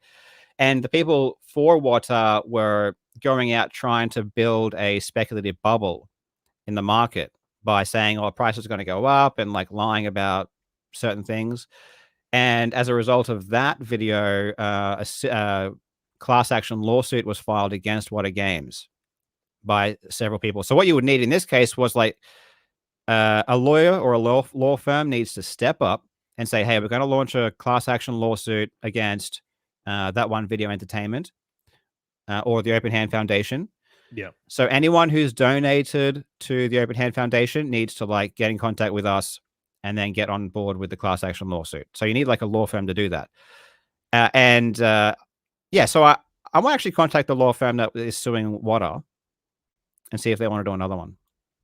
Yeah, because see if they want to do one against Open Hand. I think it's the same state too. Yeah, you can kind of get a feel when you see the reaction to something, how open and shut something is. Like the reaction to Jirard, especially after the second video, it was decimation. It was unbelievable, and a lot of times you'll have these very, very passionate followers or viewers that will just they'll give their creator the benefit of the doubt. And I released a video like a year ago. It's probably longer now, and I was talking about oh my god, Linus Tech Tips. It was just a silly video. I mean, I always talk about corporate companies like Walmart and GameStop. That was like how I got my a lot of views in the early days, because I worked at GameStop for 11 years and it was a nightmare. So I just kind of talked about GameStop and Walmart and all these places I worked at.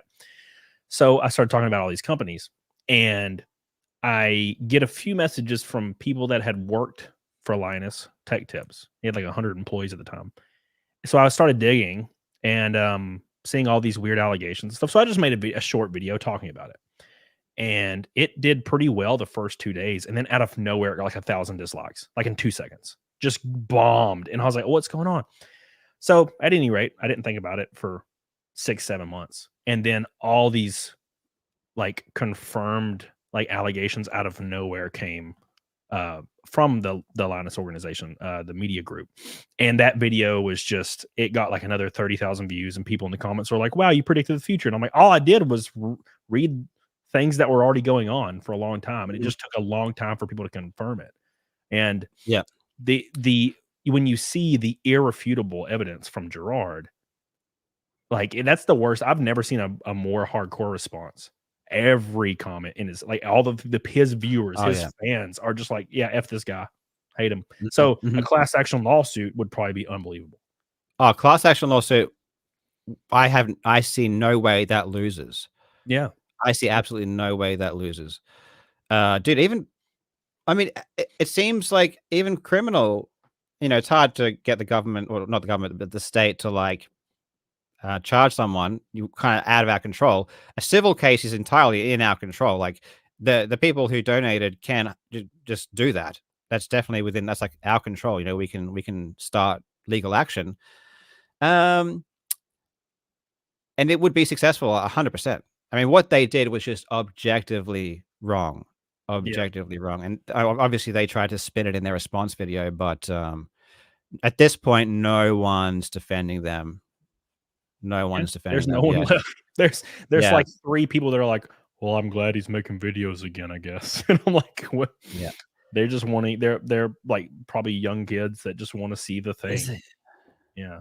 I can't People imagine. people with a broken moral compass, you know, to where they don't really care about what Jirard did, or, you know, like the artist, separating the artist and the art kind of thing.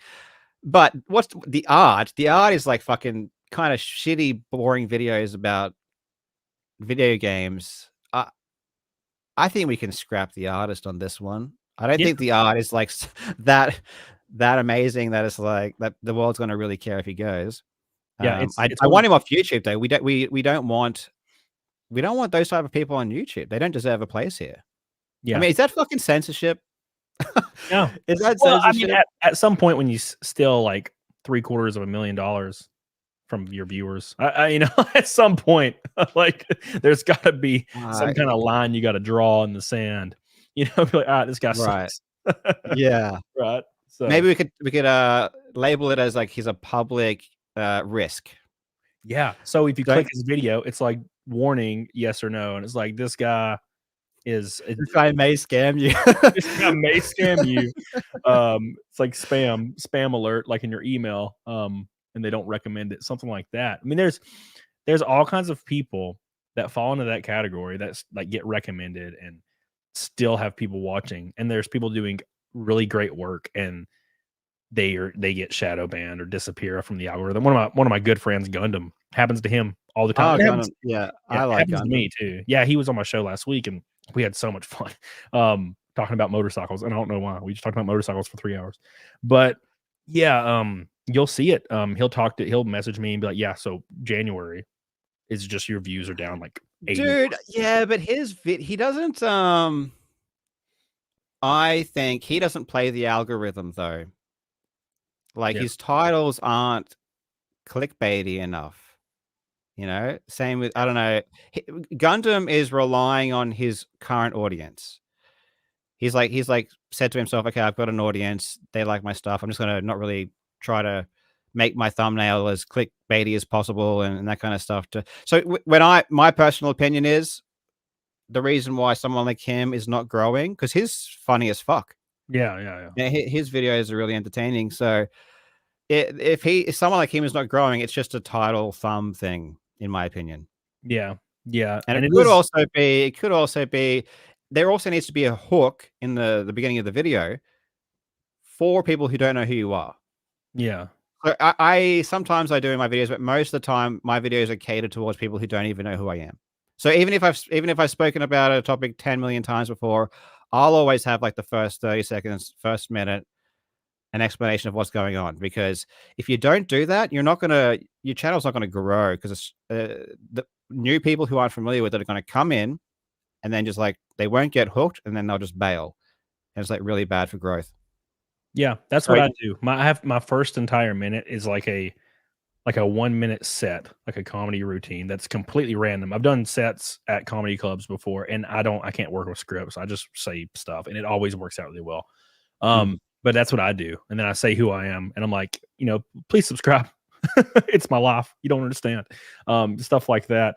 And I've never not grown. I've always been slowly growing. Some months are crazy, and you'll see click-through rate through the roof. It's like 12-15% for a whole day. And I'm like, this is great. And then the video is not doing anything. And I'm like, what is going on? This is the highest click-through rate I've had in forever. And it's just that it's dead on arrival. But then you'll have one that's like 12% click-through rate, and it's like 100K views in like a day. You're like, what is happening? Yeah. It depends if it's appealing. Because I've got some videos that'll have a really high click-through rate, but they're only appealing to people who know who I am. Yeah. So the people who know who I am will have a high click-through rate, but people who don't will have a low click-through rate. Therefore, it'll do like really well immediately, but then just die. And then I've got some videos where the click-through rate's actually not very high, but because it's appealing to people who don't know who I am, it'll get like a more views over time. Right. So yeah, there's lots of the titling and stuff. Yeah, that happened on my other channel. I put out a video 6 months ago, and out of nowhere, it just got 250,000 views in like a day. I was like, well, damn, this is cool. So my alt channel just was immediately monetized. I was like, yeah, cool. I didn't even really mess with it until that happened. And I was like, I guess I'll put up content every day on it now. Let me hit some of these goofy super chats that are coming in. Billy says, if you win this lawsuit, everyone he screwed over can sue his ass and win easily. One loss will have a major domino effect. Also, Billy Mitchell is a child. I agree. I agree with him being a child. Yes. Thank you. Appreciate you, Billy. Jesus says, I'll pray for you to win in court. F. Billy Mitchell. Thank you, Jesus. Thank you. Thank you, Amelia. Love you. Thank you, Isaac Desmoro. Love you. Spider King says, the man, the myth, the legend. Thank you, my friend. And Casey's Raw says, I bet he actually isn't even the one completing all these games. He has a team behind it, so they probably play the game and write the scripts. Yeah, that's been a thing people have been talking about since day one, when this all happened. They're like, I bet he's true. Yeah. It's true. And I've also got good information. He uses like cheats to get through games too. I mean, like he'll use invincibility to get through hard parts and that kind of stuff. The thing is, once you find out they're doing one thing, they're usually doing all the things. I had a old boss at GameStop. I called him Egg for years. I've never released his name, obviously for reasons, but he was abhorrent. He was the craziest dude. He was 500 pounds. He smelled like weird, like a rotten fruit. It was really strange. And he would leave the store for hours and stay clocked in. And he would get like prostitutes. And I'm not even joking. This is the craziest shit. And then he got in trouble finally for leaving the store. So he would just get prostitutes and go to the back room of the GameStop. There's like kids in the GameStop and stuff. And every facet of his personality was he took shortcuts for every single thing he did. There was not one thing where he wasn't shitty, trying to screw people over in every single aspect of his life, no matter what it was. He was trying to commit insurance fraud. Remember one time he pulled his e-brake off and let his car fall into the river so he could claim insurance fraud or claim insurance money for it. And I mean, he had a wife and like 4 kids. He would cheat on them daily with, hookers. He would sell stuff from other customers in the store and like undercut GameStop. And he just did everything he did was just shady, every single facet. So when you see someone like Jirard, and I'm not saying he's doing anything like that, but usually when they're caught taking a shortcut and skimming and doing something shady, they're usually doing that in a lot of aspects of their life. That's my theory. He does that. He definitely is not completing games. I mean, this has pretty much been well known for a long time. Jirard's a hard worker, though. And I always look at hard workers that do stuff like this, and it's always a big shame, man. Because imagine if he wasn't a compulsive liar and he, you don't need to do that. Yeah. You don't like compulsive liars generally have some sort of weird mental issue because they think if they just are a normal person, then no one will give a shit. Yeah. But like we're fucking normal people. We don't have to tell these crazy ass lies to get attention. You don't have to do that. And we still get enough attention, and we still do pretty well. So yeah, it's just that they have a weird idea of what they need to do in order to be accepted by society. And Jirard thinks he needs to be this epic person who completes all these games and, whatever. When he didn't need to do that, he could just be a normal dude and people would still, be interested. He's like he can talk well. He's fine. If he wasn't such a piece of shit, then he'd be a nice guy. Yeah. It's weird because the perception he wanted to put out was and this is what everybody reverberated, especially when it first happened, right? That Jirard has a good heart. He's a good person. He's super friendly and he thinks about everybody before himself. So this is all just a misunderstanding. And that's the perception that everybody was going with until like another video came out and then it was just over. And that's probably why he was so mad, because everybody went from thinking he was, the Mr. Rogers of the internet to being just scam artist number 1. Like public enemy number 1. He's like, he's scam artist number 1. He's like boogie number 2 now. Yeah. Oh God. Well, like Boogie's still around, so like that'll be Jirard in a couple years. Yeah, and the downward spiral begins. Let's see how far it goes. In 2 years, Jirard will have a documentary made about how he spent $200,000 on hookers and. Oh, Boogie! I've met Boogie and hung around with Boogie a bunch in cons that I was invited to. Dude's the wildest dude in real life. He is crazy. He's a maniac.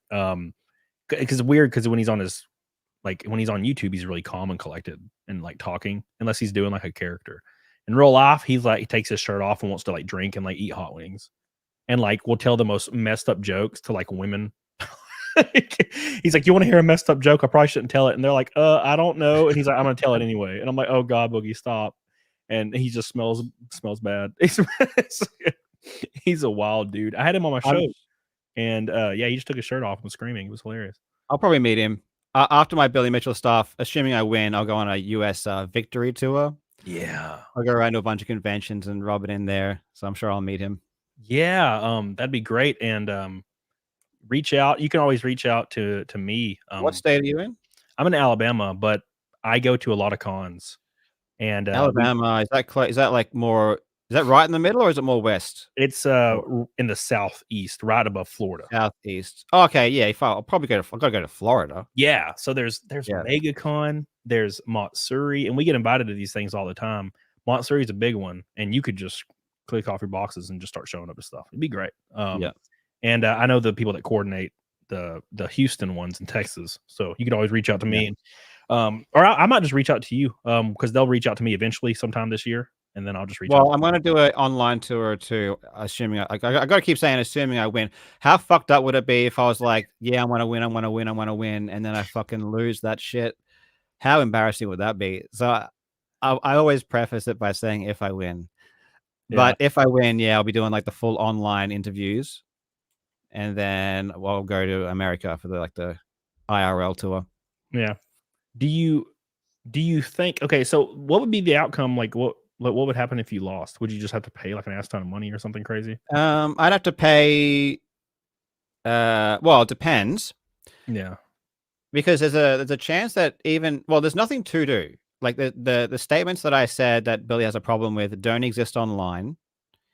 I made a retraction, which currently has like 2.4 million views. It says like my retraction has 4 times as many views as his original thing that he has a problem with. Yeah. There's actually nothing like normally with defamation, what you want is it to be taken offline in a retraction at least. And then you want to get some compensation, right? So the only thing Billy Mitchell is after is money. Now, the problem for Billy is that I think even like best case, he's not going to get much money because his reputation was so destroyed already before me, like with the cheating stuff. When Apollo, you remember Apollo Legend. Yeah. His videos were huge. His videos got way more views than my Billy videos gets. This was like years and years ago. This was like 2018, 2019. By the time I came around to talking about Billy, everyone already hated Billy and everyone already knew Billy was a cheater. So I honestly didn't really destroy his reputation that much. But even if he won and I don't think he'll be entitled to much money. Ultimately, I'd have to pay some of his court costs, so his lawyer fees and stuff, but not all of it, probably only like half. Yeah. And so no matter what, Billy's going to lose money on this. Like he's not going to make anything. But the odds are I'm going to win. So if I win, he's totally fucked. Because imagine having to pay like all of his bills, and then most of my bills. And then I think after, assuming I win, he's not going to get invited to as many places anymore. Yeah. Because then he'll be like, if Billy sued me and it ended up being frivolous, then the internet's going to hate Billy so much more when we have, like a judge saying, dude, you should have done this. But as soon as Billy has a judge saying you shouldn't have done this, you were wrong and you got to pay for this, then he's really screwed. Oh my God. That's what we need. That's what the world needs is a judge actually confirming that this is all bullshit.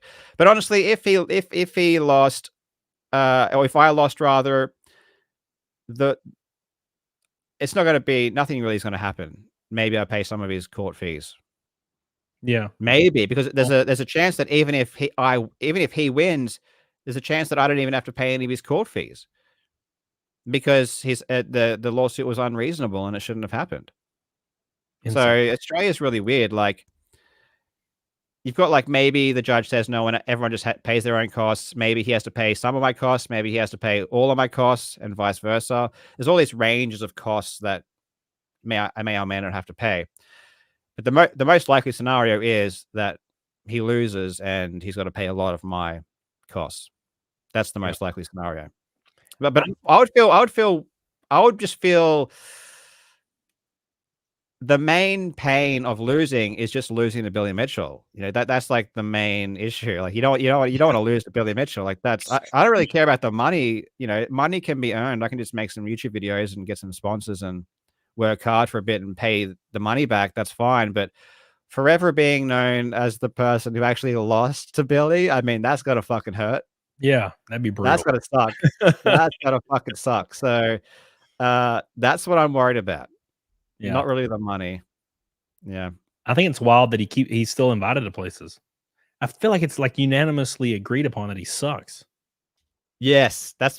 Yes. But at the moment, all he is a video game cheater, right? Yeah.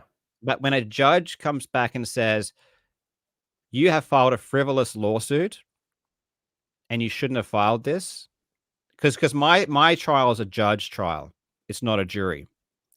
So like we're actually going to get a full judge's opinion on this whole thing.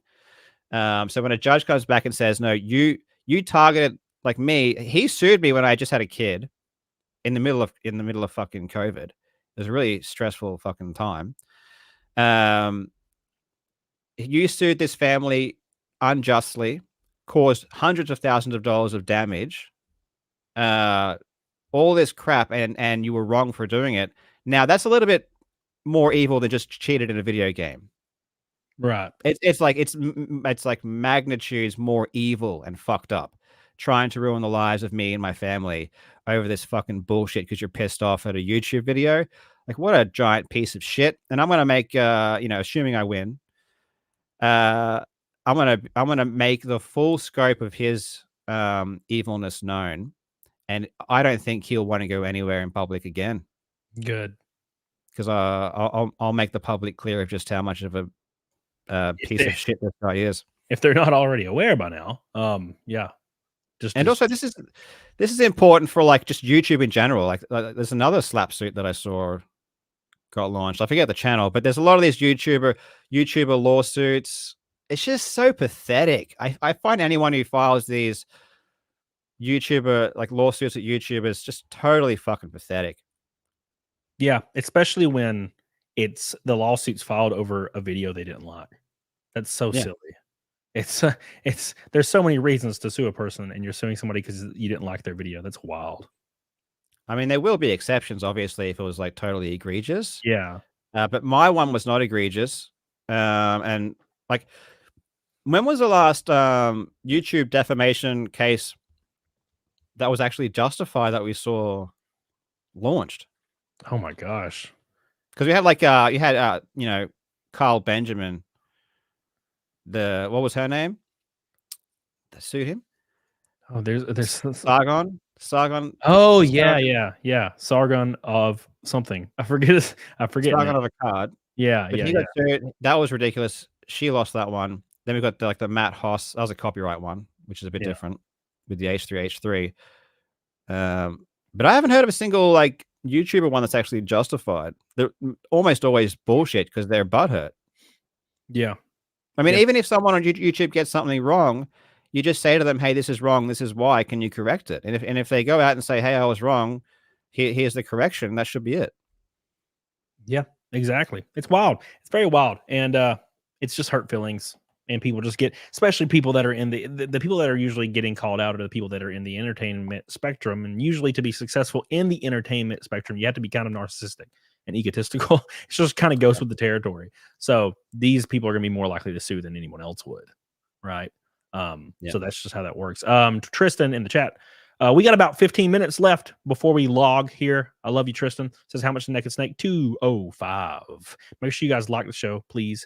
Appreciate you guys so much for hanging out with us tonight. I want to ask you one more thing about, I don't know if you've covered it. I know Mudahar covered it.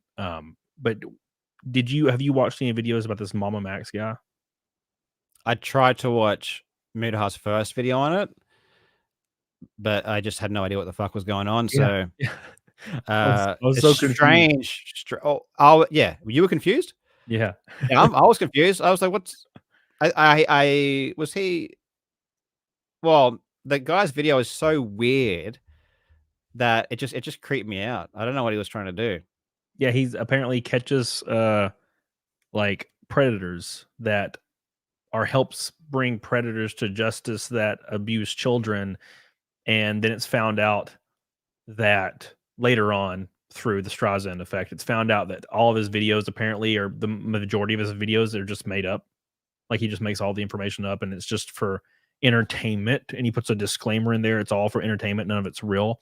And he had some big case against some random ass dude with like no evidence, and was like begging Mutahar and all these Charlie and all these people to cover it. You have to cover this. Like if you don't, and then when they didn't want to cover it immediately, he went like hysterical and started freaking out and going after these people. And I'm like, well, that was a dumb idea. Like Charlie was like sick and didn't respond for a couple of days, and like this dude's already making a video clickbaiting that Charlie has done some like nefarious things, which he hadn't. So yeah, he was being real dumb. Mama Max? Max? Yeah, Mama Max. Well, how big was his channel? I think he has like over 1 million subs. Oh, really? Yeah, and he was demanding Charlie make a video about his case that he had no evidence in. And Charlie didn't respond because he had COVID or something for like a week or two. And the dude makes a video with Charlie in the thumbnail, implying that he's done nefarious things. And of course he hadn't. And Charlie hadn't even responded yet at this point. He had deleted like I think all of his videos though, because he kept making videos about all these creators and clickbaiting that they are somehow predators. I don't know why he did that. And then he deleted all the videos finally that he made in the last couple months. Well, it's just weird, man. It's just the parts that I saw from Mutahar's video was weird. I think if you're talking about such a serious situation, why do you got to make it so all artsy and like the creepy weird and shit? The Batman mic was so strange. I'm like, what is this? No one's gonna take it seriously if you're making videos like that. Yeah, he made it like a Nick Crowley video, but with fake random artsy stuff happening. It was really strange. It was like creepypastas that are not. It was this weird, the weirdest thing I've ever seen, but based around real stuff that wasn't actually real at all. It was really weird. And the dude that he went after is a real dude? Apparently, yeah. It's like a real guy, but there's no evidence that he random did anything. Yeah. There's random. No one knows who he is. Yeah, and there's the person that he, like the victim that he has like helping him through the case or something, or the evidence that she apparently has evidence of like wrongdoing from this guy it's basically like a he said versus she said thing. And he's putting all this, energy behind these videos, just releasing the dude's full name and everything, doxing him, with no evidence that he actually did anything. So that's the issue. It's weird. Why is this getting views? I don't know. It's like weird corner of the internet, I guess. It's like the deep dive Reddit stuff. Yeah. It's like the really weird deep dive, like SCP stuff is what it feels like to me. But I kept getting really confused. I tried to watch. That should be if you're making a video about some random guy that no one knows about. Is that? I guess I'm just trying to think if you should actually make a video about that or not. I guess if it's entertaining, but what's the point? Yeah. What's the point? I guess. Oh, I guess it's like a true crime thing. Yeah, I think he's not convicted yet. The only way I would consider doing it is if the evidence was really strong and it was really egregious, and like you were the only person that knew, and you've already contacted the police and you're bringing this person to justice, and they are going to be brought to justice. But when it's like completely random, I don't see that working out too well. Yep. Hey, do you want to, if we got 10 minutes left, do you want to, if people have questions? Yeah, sure. I didn't even think about that. Look at that. Look how fast that was. Have you asked Aussie Overlord for his legal take? No, he wears cargo shorts, Patrick. I don't talk to Aussie. Like every day I hung out with Aussie, he just had cargo shorts on. I can't take him seriously. He's a lawyer in Australia. Aussie Overlord. He's a good. Oh, by the way, man, Australian law is so much different to the American law. So much different. Yeah, like people in America who comment on my defamation case here have no idea what they're talking about. No idea. And it's not a jab at them or whatever. It's just so different. Yeah. So after my lawsuit's over, I'm going to cover like the full thing because it's not my defense is just not what you would think. Yeah, it would be because I hear that disclaimer mentioned a lot. It's like the law here is not the law like in the U.S. It's completely different. It's not even kind of the same. And there's no way that Billy knew what he was getting into either when he sued me here. There's no way. Yeah. So I'm curious if he regrets that decision. Yeah. I don't know. I feel like he's so narcissistic that he's still in it. Yeah, but he spent a lot. Yeah. Where's he getting his money from? Well, I believe all of his US lawsuits were done pro bono. So he didn't really have to spend money there. The only place he's spending money that I'm pretty sure of is against me. So the lawsuit against me is the one that's costing him heaps. And I think that's why I'm wondering if he regrets that. Yeah, I'm sure he does. I don't see how he couldn't, in my opinion. Let's hit some of these questions. Promise says, did you make Naked Snake? I did not make Naked Snake. 269 is where the Naked Snake finally ends. Gosh, what a huge number. Ninja says, why is Karl so handsome? Thank you. I had to pull that one up. How can you not? I'll take one of those. Halo Millennium says, any sneak peeks for upcoming videos, Karl? Yeah, I'm gonna do some boring ones like speed running, that junk. Yeah. What I found was that I covered a lot of Billy crap, covered a lot of the charity scam stuff, super negative. It has affected it has affected me mentally. Like I just feel fucking negative. So yeah. I'm gonna have to do some happy shit, spend a month or two just talking about people doing cool shit, whatever that is, to reset. I think I need to stay away from negativity for a bit for my own health. Yeah, those are my favorite ones, the speedrun ones, the Doom ones. Love it. I just eat. Yeah, I'll fucking look. I'll ask around, see if I can find a good Doom one. Richard, one of my least favorite people in the chat, says, "What's the craziest speedrun you've ever covered?" Craziest.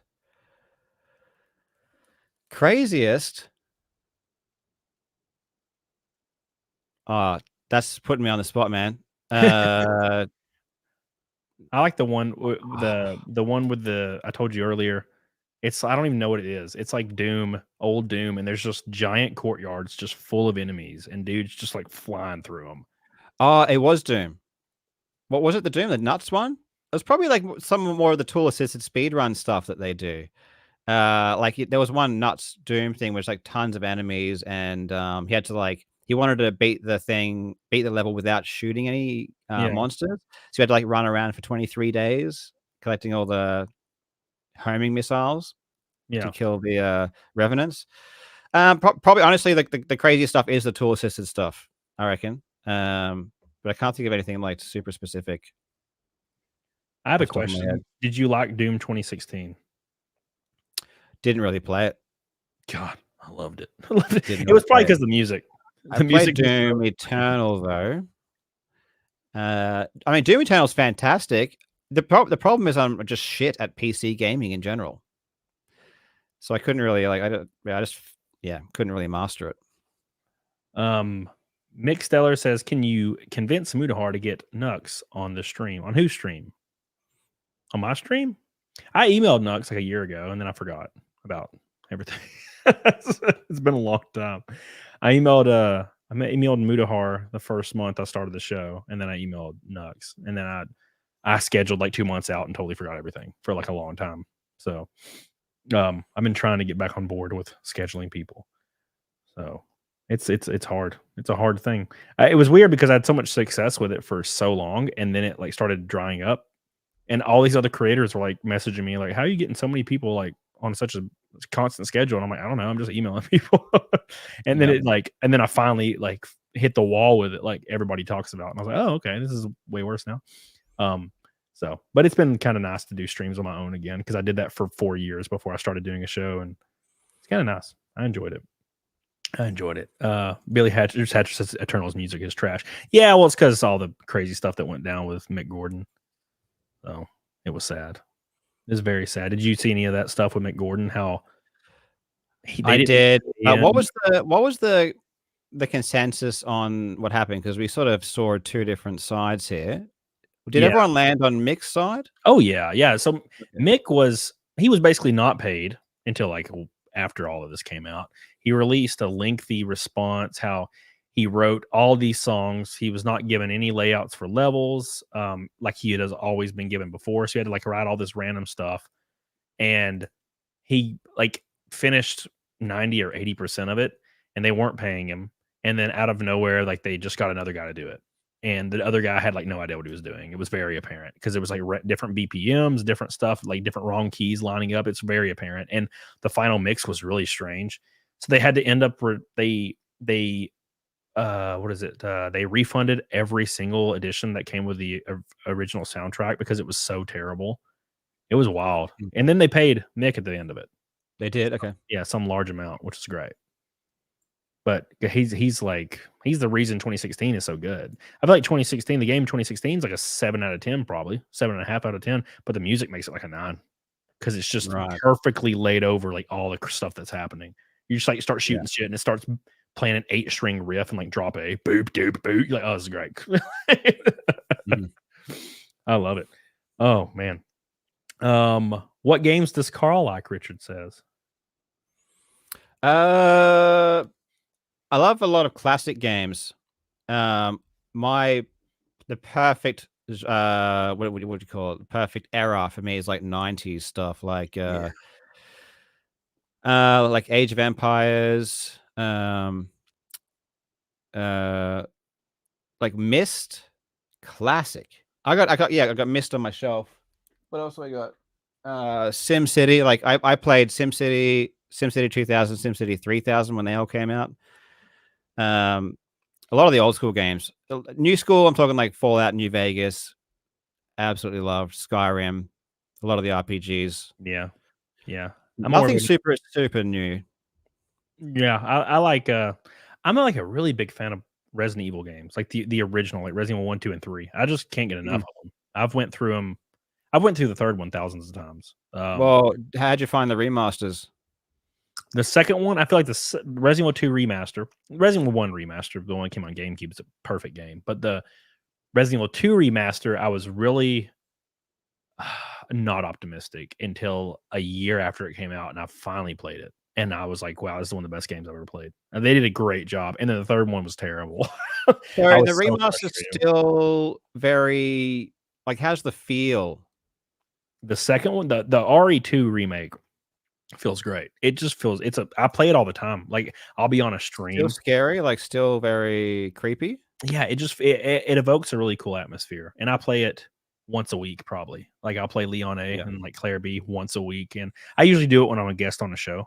If there's a panel, I'll just be talking and I'll just be playing it on one monitor, and I love it. Yeah. So yeah, I love those games. I didn't play the RE4 remake, but I love the RE2 and RE3, or RE2 and RE1. RE3 remake was garbage. God, I was so frustrated. I couldn't believe how bad it was.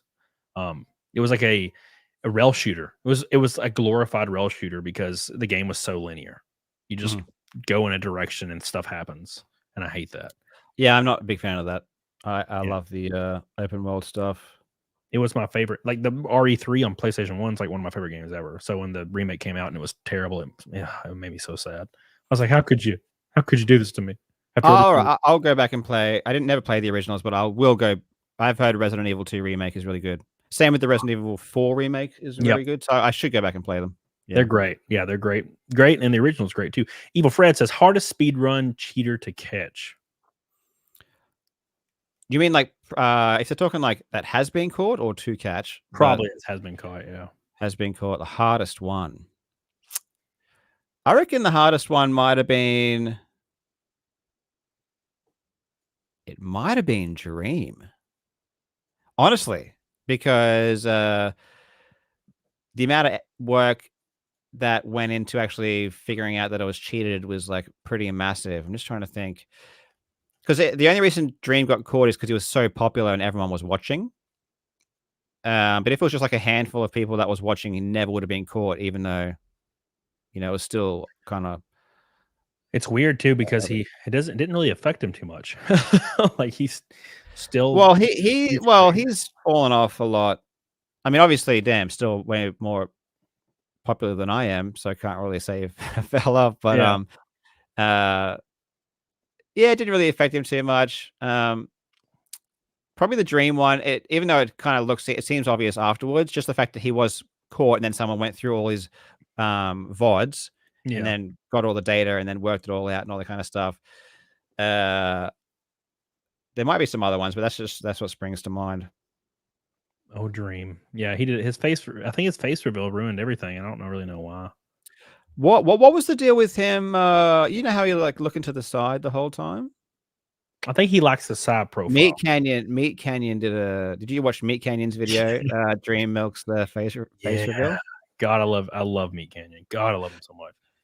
Yeah, I'm a fangirl, and you know, just whenever you see someone do this something weird like that, because it was a bit weird. There's something off about it. So yeah, and I don't understand how that happens. Like, even if you have some kind of like you have some kind of maybe you're self-conscious about something, and maybe it's like, oh, you know, I was fat and I've developed some kind of weird anxiety about how my face looks. So I'm gonna like look to the side to try and make my chin poke out and look more, you know, better jawline. Yeah. You got to realize that people are going to see that instantly, and don't do that. So that's why you got to show your anxieties. You know, let them shine. Never try and cover up the things that you're anxious about, because people aren't going to care that much. That's what I learned anyway. Yeah, a long time ago. I've learned that because I was obese when I was a teenager, and then one day I just lost. Like, it seemed like it happened overnight, but I guess it was a couple months. I just became really scrawny when I was 18, like out of nowhere. I was like really little. I was like, "What happened?" Because I was fat as hell, and yeah, I learned that after gaining weight again, getting married, getting divorced, losing weight again, you just don't care. Just don't care about any of that stuff anymore. Take your shirt off, jump in the hot tub. No one cares. Yeah, well, I've had a lot of cancer, so I've got like massive scars all over my body, and I've been pretty in the past self-conscious about those. But these days, I'm just like, yeah, if I take my shirt off, even if I feel awkward about it, just fucking do it. Yeah, you know, don't just fucking live life. Just live life. Who gives a fuck? Don't worry about it. Try and get over it. I feel like the overt insecurity that's portrayed in front of people is more damaging than you just not. You know, it is. It absolutely is. Yeah. That's what a lot of people don't realize. Yep, they don't. It's just how it is, man. How it is. Rock on, dude. Awesome show. We talked about so many good things. God, we talked about everything extensively that I wanted to talk about. Thank God. So yeah, dude, I appreciate you coming on. Everybody in the chat, I love you guys. I'm gonna stay on for a little bit after and shill the Saturday show on Ethan's channel if we're still doing that, because that's very important. Very, very important for this year. So I'm gonna shill that a little. Is there anything you want to promote? I mean, I'm not a huge streamer or anything. No, we're good. Awesome. I just appreciate you having me on. I think you're a cool guy, so Thank you. Great getting to meet you and have a chat. Awesome. Hopefully next time we talk, we'll be talking about how I fucked Billy Mitchell up in court. Yeah, and that'll be fun. Yeah, I'll reach out to you. I'll reach out to you the moment it happens, and I'll be like, "Let's do it. Let's talk about it." Yeah. Rock on, dude. Well, you're free. Thanks, you're free to leave. I appreciate you, and if you don't hesitate to reach out for any reason. Cool. Thank you. Thank you. Talk soon. Bye. Rock on, boys. My boy Karl. Hope you guys enjoyed it. He's awesome. A lot of great conversations. I really appreciate you guys hanging out with me and Karl for a couple hours. Don't forget. Okay, go give Karl some love on his channel. Go see what he's got going on. His videos are unmatched. It's weird because when I started doing YouTube, I was already watching all these people. So to have him on a show is really, really cool. Maybe one day we can get old Mudahar. I've been trying to get Mudahar for a while. He's a good dude too. He's fun. He's fun. Cody is literally dream. What the heck? What? Reach? Or Richard? How could you? All right, boys. Keep in mind, Saturday, very important. I should now. I don't know. I need to talk to Ethan. I don't know if we're still doing the thing. I'm pretty sure we are. But Ethan's channel Saturday, I believe he said at noon, we will be doing launching that campaign to put Cyberfrog on my race car, my NASCAR ARCA car for Talladega, maybe more depending on the campaign goes. So don't remember that, or don't forget that. It's going to be very, very important. Also, don't forget, on my birthday, I'll do the 24-hour stream. It's going to be around my birthday. I'll be doing a 24-hour stream likely to commemorate the 250 naked snakes. We are at 269. We got 200 away from 270. That's how close we got to the naked snake for the 270th stream in a row. But as I've been saying for months, the record has to fall at some point. So 269 is a pretty funny number to end it on. When's your birthday, Richard? My birthday is March 4th. So it'll be around that time. It'll be like the day before, the day after, because it's a 24-hour stream. So it's going to be a long ass thing. So it's going to be a long stream, bro. It's going to be terrible. So thank you all the people on Rumble. Rumble, I think Rumble beat YouTube tonight for the first time ever. No, I didn't. You got close though. Thank you, Reagan Knight. I love you, dude, for all your support, my man. Reagan Knight is the first name on the race car for either Phoenix or Talladega. One of those two. Likely Phoenix, but if Phoenix for some reason falls through, Talladega is a go. We're already good for Talladega, so hell yeah. Thank you, Mizu. I appreciate you. Are you racing in the Talladega 5? What the hell's a Talladega 5? No, I don't know what it's called. I think it's called the General Tire 200 or General Tire 150 at Talladega. It's the ARCA Menard series. My son's B-Day is March 4th. Really? Wow. That's crazy. Melting snowman. What are you talking about? Melting snowman. Dude, people went wild over that goofy thing. And there's actually people in my DMs right now. Believe it or not, there are people in my DMs right now, not joking, that are saying that I should reject EVS's sponsorship because they don't like him. And I'm like, you do realize, for one, EVS has always been nice to me. He's always been friendly to me. We've always had a great time. That's number one. I don't operate in the way of cancel by association. I never have, never will. Number one. Number two, you have to understand, people are asking me to forego my dream. This is a big thing for me. Like, I don't think people understand. You're asking me to forego my dream of 30 years just to prove to you that I align with other people online. Keep in mind, I'm friends with 99% of the creators in all these spaces. I talked to Dan Vass today. I talked to X-Ray Girl today. I talked to Amanda today. I talk to all these people all the time. And people just think that because I'm friends with EVS and he's supporting me, that I don't like these people or they don't like me. That's not how this works. Internet's not real, man. Right? Internet's not real. So, real quick, let's give people some shout outs to the chat. I love you guys. Love you, Patrick. Love you, Casey. Love you, Spider King. Vermin Infested. I love you, dude. And Craig, I love you. 2 pink boys today. No red boys. Rake and I had a couple purple boys on Rumble. I appreciate you. Thank you so much. Well, there was a lot of good people, Jeff. There was a lot of good people on Twitter being like, look, I don't like EVS, but get the bag and race, man. That's a fine opinion to have, right? I mean, you don't just like everybody. No one just likes everybody, right? So I get it. But no, there are people that think I should not forego sponsor. You want me to forego sponsorship to help me achieve my dream, to arbitrarily, by the way, not for real, but arbitrarily align with people that aren't supporting me in my dream. Doesn't that sound ass backwards? That's why parasocial relationships are silly to me. Right? Parasocial relationships are silly to me because people think other creators should adhere, right? It's very weird. And that's just not how this works. You know, you're gonna accept help from anybody you see fit within reason. And if people are willing to help me, then yeah. I mean, I have people in my DMs that occupy different spectrums that are interested in helping me and jumping on and getting their products out there and getting on TV and getting all these viewers and getting all this like social media stuff from racing and NASCAR is a big deal, man. This isn't short track racing like locally. You know, it's a national sport. Huge, 500,000 concurrent viewers on Saturday, Friday nights. 500,000 concurrent. You know, streaming is a big deal. Streaming's taking over. We know this. But the biggest streamers in the world barely don't get those numbers. I mean, you can't beat concurrent numbers on cable. You will be able to in a couple years, but not now. So it's a big deal. When we know if you're going to Phoenix, is it sponsorship holding you back? Yep. Yeah, I don't really have anything worked out for Phoenix.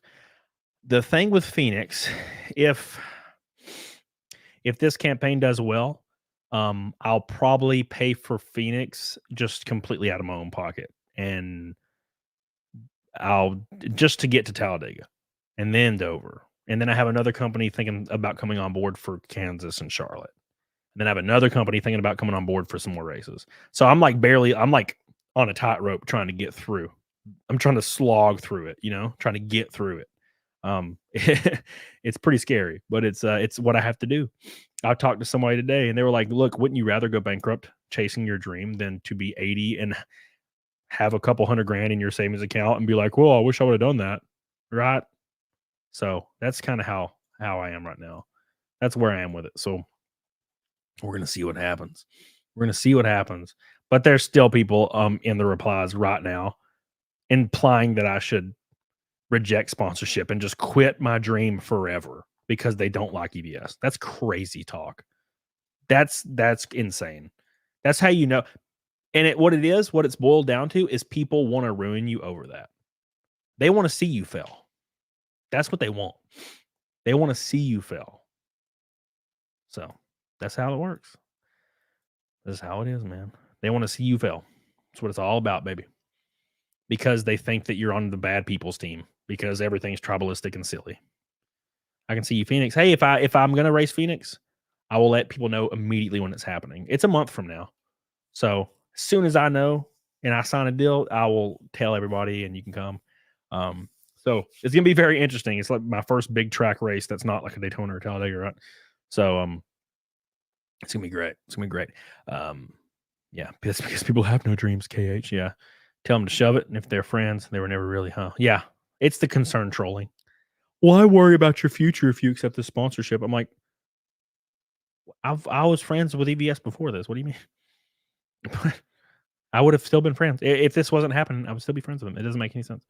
So that's weird. Thank you, Bulldozer, with a gold boy on Rumble. So stay strong, Cody. Fuck the haters. Thank you, my friend. Appreciate you. Make sure you guys like the show. I love you. And I appreciate you. Thank you. Awesome. I appreciate that. You guys are goated as hell. The Naked Snake streak might finally have fallen tonight. But what a great number to end on. 269 Naked Snakes in a row. We didn't miss it for 2 years. That's something. I think the previous Naked Snake record was 6. And we got to 269. Isn't that insane? So don't forget, Daytona is in a week. What is it today? It's Thursday. It's Wednesday. I leave for Daytona next Wednesday. So it's going to be a lot of fun. Leon's Law. What's up, Leon's Law? How you doing, dude? Welcome back, my friend. It's great show to end it on. It is. Thank you so much. I appreciate you guys. Thank you, Joshua Nofsky. Look at Patrick Todd. Jesus, man. Always at the last second with you guys. Patrick Todd. I got to put his name on the car now. On the Phoenix or Talladega car. We'll see. Patrick Todd with a $200 super chat. Oh my God. Oh my God. Can you believe it? It's going to hit 270 tonight? Patrick, I don't deserve you, my friend. This has happened, I think, 4 times now where I'm about to get off and somebody does this. Giggity. Thank you, Patrick. I love you. I appreciate you. We have 2 names on the Phoenix Talladega car. The other, I thought it was dead. Yeah, same. This is what it's going to look like on the other car. The final version here. or this is the rough draft, but the final version was shipped. This is what it looks like. This is what my car is going to be black, by the way. So this is what the trunk lid's going to be. And the trunk lid is like 4 or 6 feet wide. So you can imagine how big this is going to be. So this is kind of what it looks like. And this is going to be on the trunk of every single car. You can see damn Billy Hatcher ×3, Old Vespasian, Psycho Crusher, Blitzkrieg, Raken Knight, Renee Galarza, all these bitches. Appreciate you guys. Eric Leniger, look at him like 50 times. Trashcast. Thank you guys. So that's kind of what it's going to look like. I quickly designed it to see if it was cool looking. Adolf isn't on there. Leon's Law. No shit. No shit. No shit. I can't believe it. Patrick Todd, thank you, my friend. You crazy bastard. You are a crazy man. Thank you for keeping the streak up. Oh my God. Mugsy. Mugsykins. What's happening now? I'm trying to get the hell off this show, boys. Mugsykins is going on the car for Phoenix. Let's just say Phoenix for now. And it's probably gonna end up being Phoenix, but we'll see. Thank you, Mugsy. I love you. I appreciate you. Trunk lid big enough to put Billy Mitchell's lies on it. Thank you, Mugsy. I love you. 2 red boys in a row. It's a rainbow night, by the way. You fuckers always surprise me. Same. I was already clicking to raid someone. Thank you, Patrick. Thank you, Mugsykins. You're on there. 3 Nate trying to get off. Yeah, see, I tried to not say anything. Thank you so much, Raking Up, Patrick, Todd, Mugsykins. I appreciate you guys so much. I love you and I appreciate you guys. Look at these masters. Thank you. Looks like we got to do Naked Snake tonight. Thank you, Bulldozer. Raking Out with a $20 Rumble rant. Thank you so much. Thank you. It's going for a Naked Snake fight milk? No, that'd be brutal. That'd be too hard. I did a double fight milk last night, guys. I can't do another damn fight milk. How about died? Fight milk tears my stomach up. I don't know what happened. Thank you. June Bug, Gray Street. Thank you, June Bug. If any of you were going to Daytona, let me know, by the way. I know Richard is, but if anybody else is, let me know. Because we're going to try to have fun. It's going to be hard to qualify for the race, guys. There's a lot of cars, but extenuating circumstances will get us there. So there is a will. There's a way. We're going to try everything we can to get in that race. We have a lot of good odds on our side, so that's what we're going to go in there doing. After that, though, Phoenix, Talladega, Dover, Kansas, Charlotte, all of it's a shoe-in. We'll be in the race regardless. So there is no qualifying to get into the race. Daytona's huge. I don't know why there's so many. I wish there was 42. That'd be much cooler, but it's 50. So the odds are rough. But every race after that will be in it no matter what, because there'll only be 30 cars, not 50. Right? Daytona's just too big, I guess. Thank you, guys. I appreciate it. Thank you, Mugsy. Thank you, Patrick. Love you guys. It's time to do Naked Snake for the 270th time in a row. Wow. You guys are goated. Bill Dozer says, just realized you're a stripper on the internet. That's true. Well, look, let's be fair. Zia doesn't even talk. She just says thank you. You ever watch Zia stream with her tiny little tight ass? All she does is sit there and say thank you the whole stream. And you guys just shoot money on her. Like cum shots. Just on her face. Just dollar bills. And she's like, thank you. Thank you so much. Dollar bills hitting her in the face. Thank you. And I'm like, man, I wish it was like that for me. Even though the last stream wasn't like that. I was basically Zia last stream because you guys are crazy. Wrath Child says, hi, Karl. I watch every video you put out. Can't try some Metal Gear speed runs. If I remember correctly. I did, and I was terrible at them. Thank you, Wrath Child. Karl has just left, but I appreciate you. You're probably a little bit behind. I love you, Wrath. Thank you so much for your 200 sex. Your 200 sex. Appreciate that. For your orange boy. Thank you. You're awesome. Thank you, my friend. I love you. I appreciate you. Yeah, Alan Jones is wild. This is basically like that. This is the first time in 10 years ARC has sent cars home in this kind of capacity. Now, granted, there are extenuating circumstances. There's a good chance 4 to 5 of those cars never make it on the track. There's a good chance somebody's going to be dumb in practice or qualifying. Or blow a motor. 2 cars, blow a motor. You know what I'm saying? Then you basically have to beat 1 or 2 cars. That's kind of how. That's what I'm hoping for. I'm not hoping for anything bad for anybody, but I'm hoping we can work this out. Oh, by the way, Zia had 118 gifted members. God, Zia does better than me. I'm offended. By the way, guys, real quick, please do me a favor. Vote your little hearts out for me to be the most popular driver in ARCA. And I've never even raced yet. This is my first race coming up. I'm going to post a link in the chat. Okay. Here's the link in the chat. Go vote for me as the favorite driver. Could you imagine if we win that? Oh my God, that'd be hilarious. Without even, thank you, Joshua. I get it. No, go ahead, vote on it. Let's see if we can win that. It's right there. Alex Club is the team. Alex CLUBB, favorite team, favorite driver. You guys already know my name. If you don't, here I'll put it in chat. Vote for me. Let's beat everybody in the ground. That would be hilarious. Are practices and qualifying open to the public or just race day? I think it's all open, but I'm not sure. Let's do Naked Snake. Thank you guys so much. Make sure you like the stream. I appreciate you guys. It's time for Naked Snake. Let's get it on it. Doggone it. Where's my headband? What the hell? What have I done?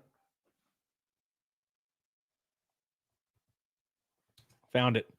Thank you. Appreciate you. That's my name, by the way. A lot of you probably didn't know my name. Yes, I don't mind my name being out there. It's been out there since day one.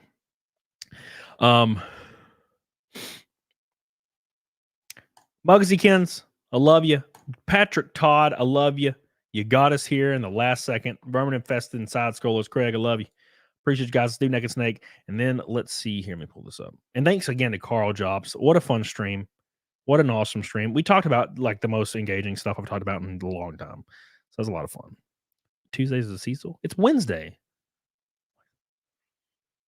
Why is Tuesdays with Cecil on a Wednesday? I want to raid Cecil because I love my boy. But let me make sure he's going to be live when I'm doing this. Okay, cool. All right, there you go. I put all that up there. Let's do Naked Snake, guys.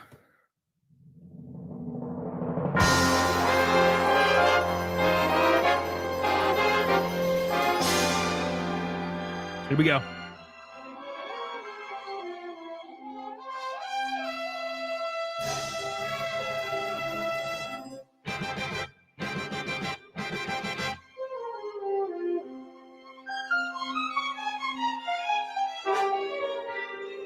$270 in a row.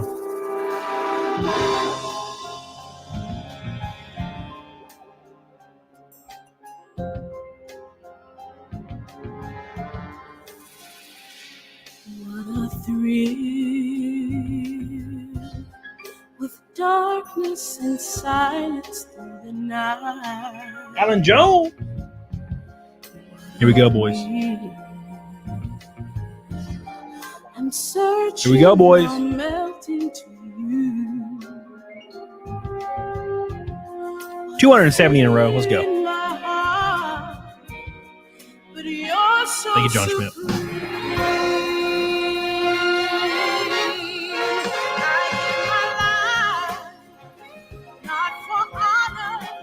Oh my God. What is he doing?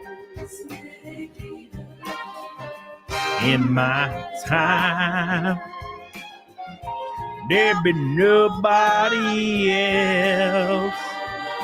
Oh my God. I'm crying. It's the way I fly to you. I'm still in a dream, snake eater. Here we go, best part. Someday we'll go away. Someday you feed on a tree frog. It's a trial to survive. Make sure you guys like the show. Big shout out to Karl Jobst. Boys, I give my life, not for honor, but for you. In my time, boys, you ready? In my time, there be nobody else. Yeah. Here we go. crime. It's the way I fly to you. I'm still in a dream. Snake-eater. 270 in a row. Dedicated to Karl Jobst. Smashing Billy's ass. Get on it, doggone it. Appreciate you guys so much. Here we go. One more time. One more time.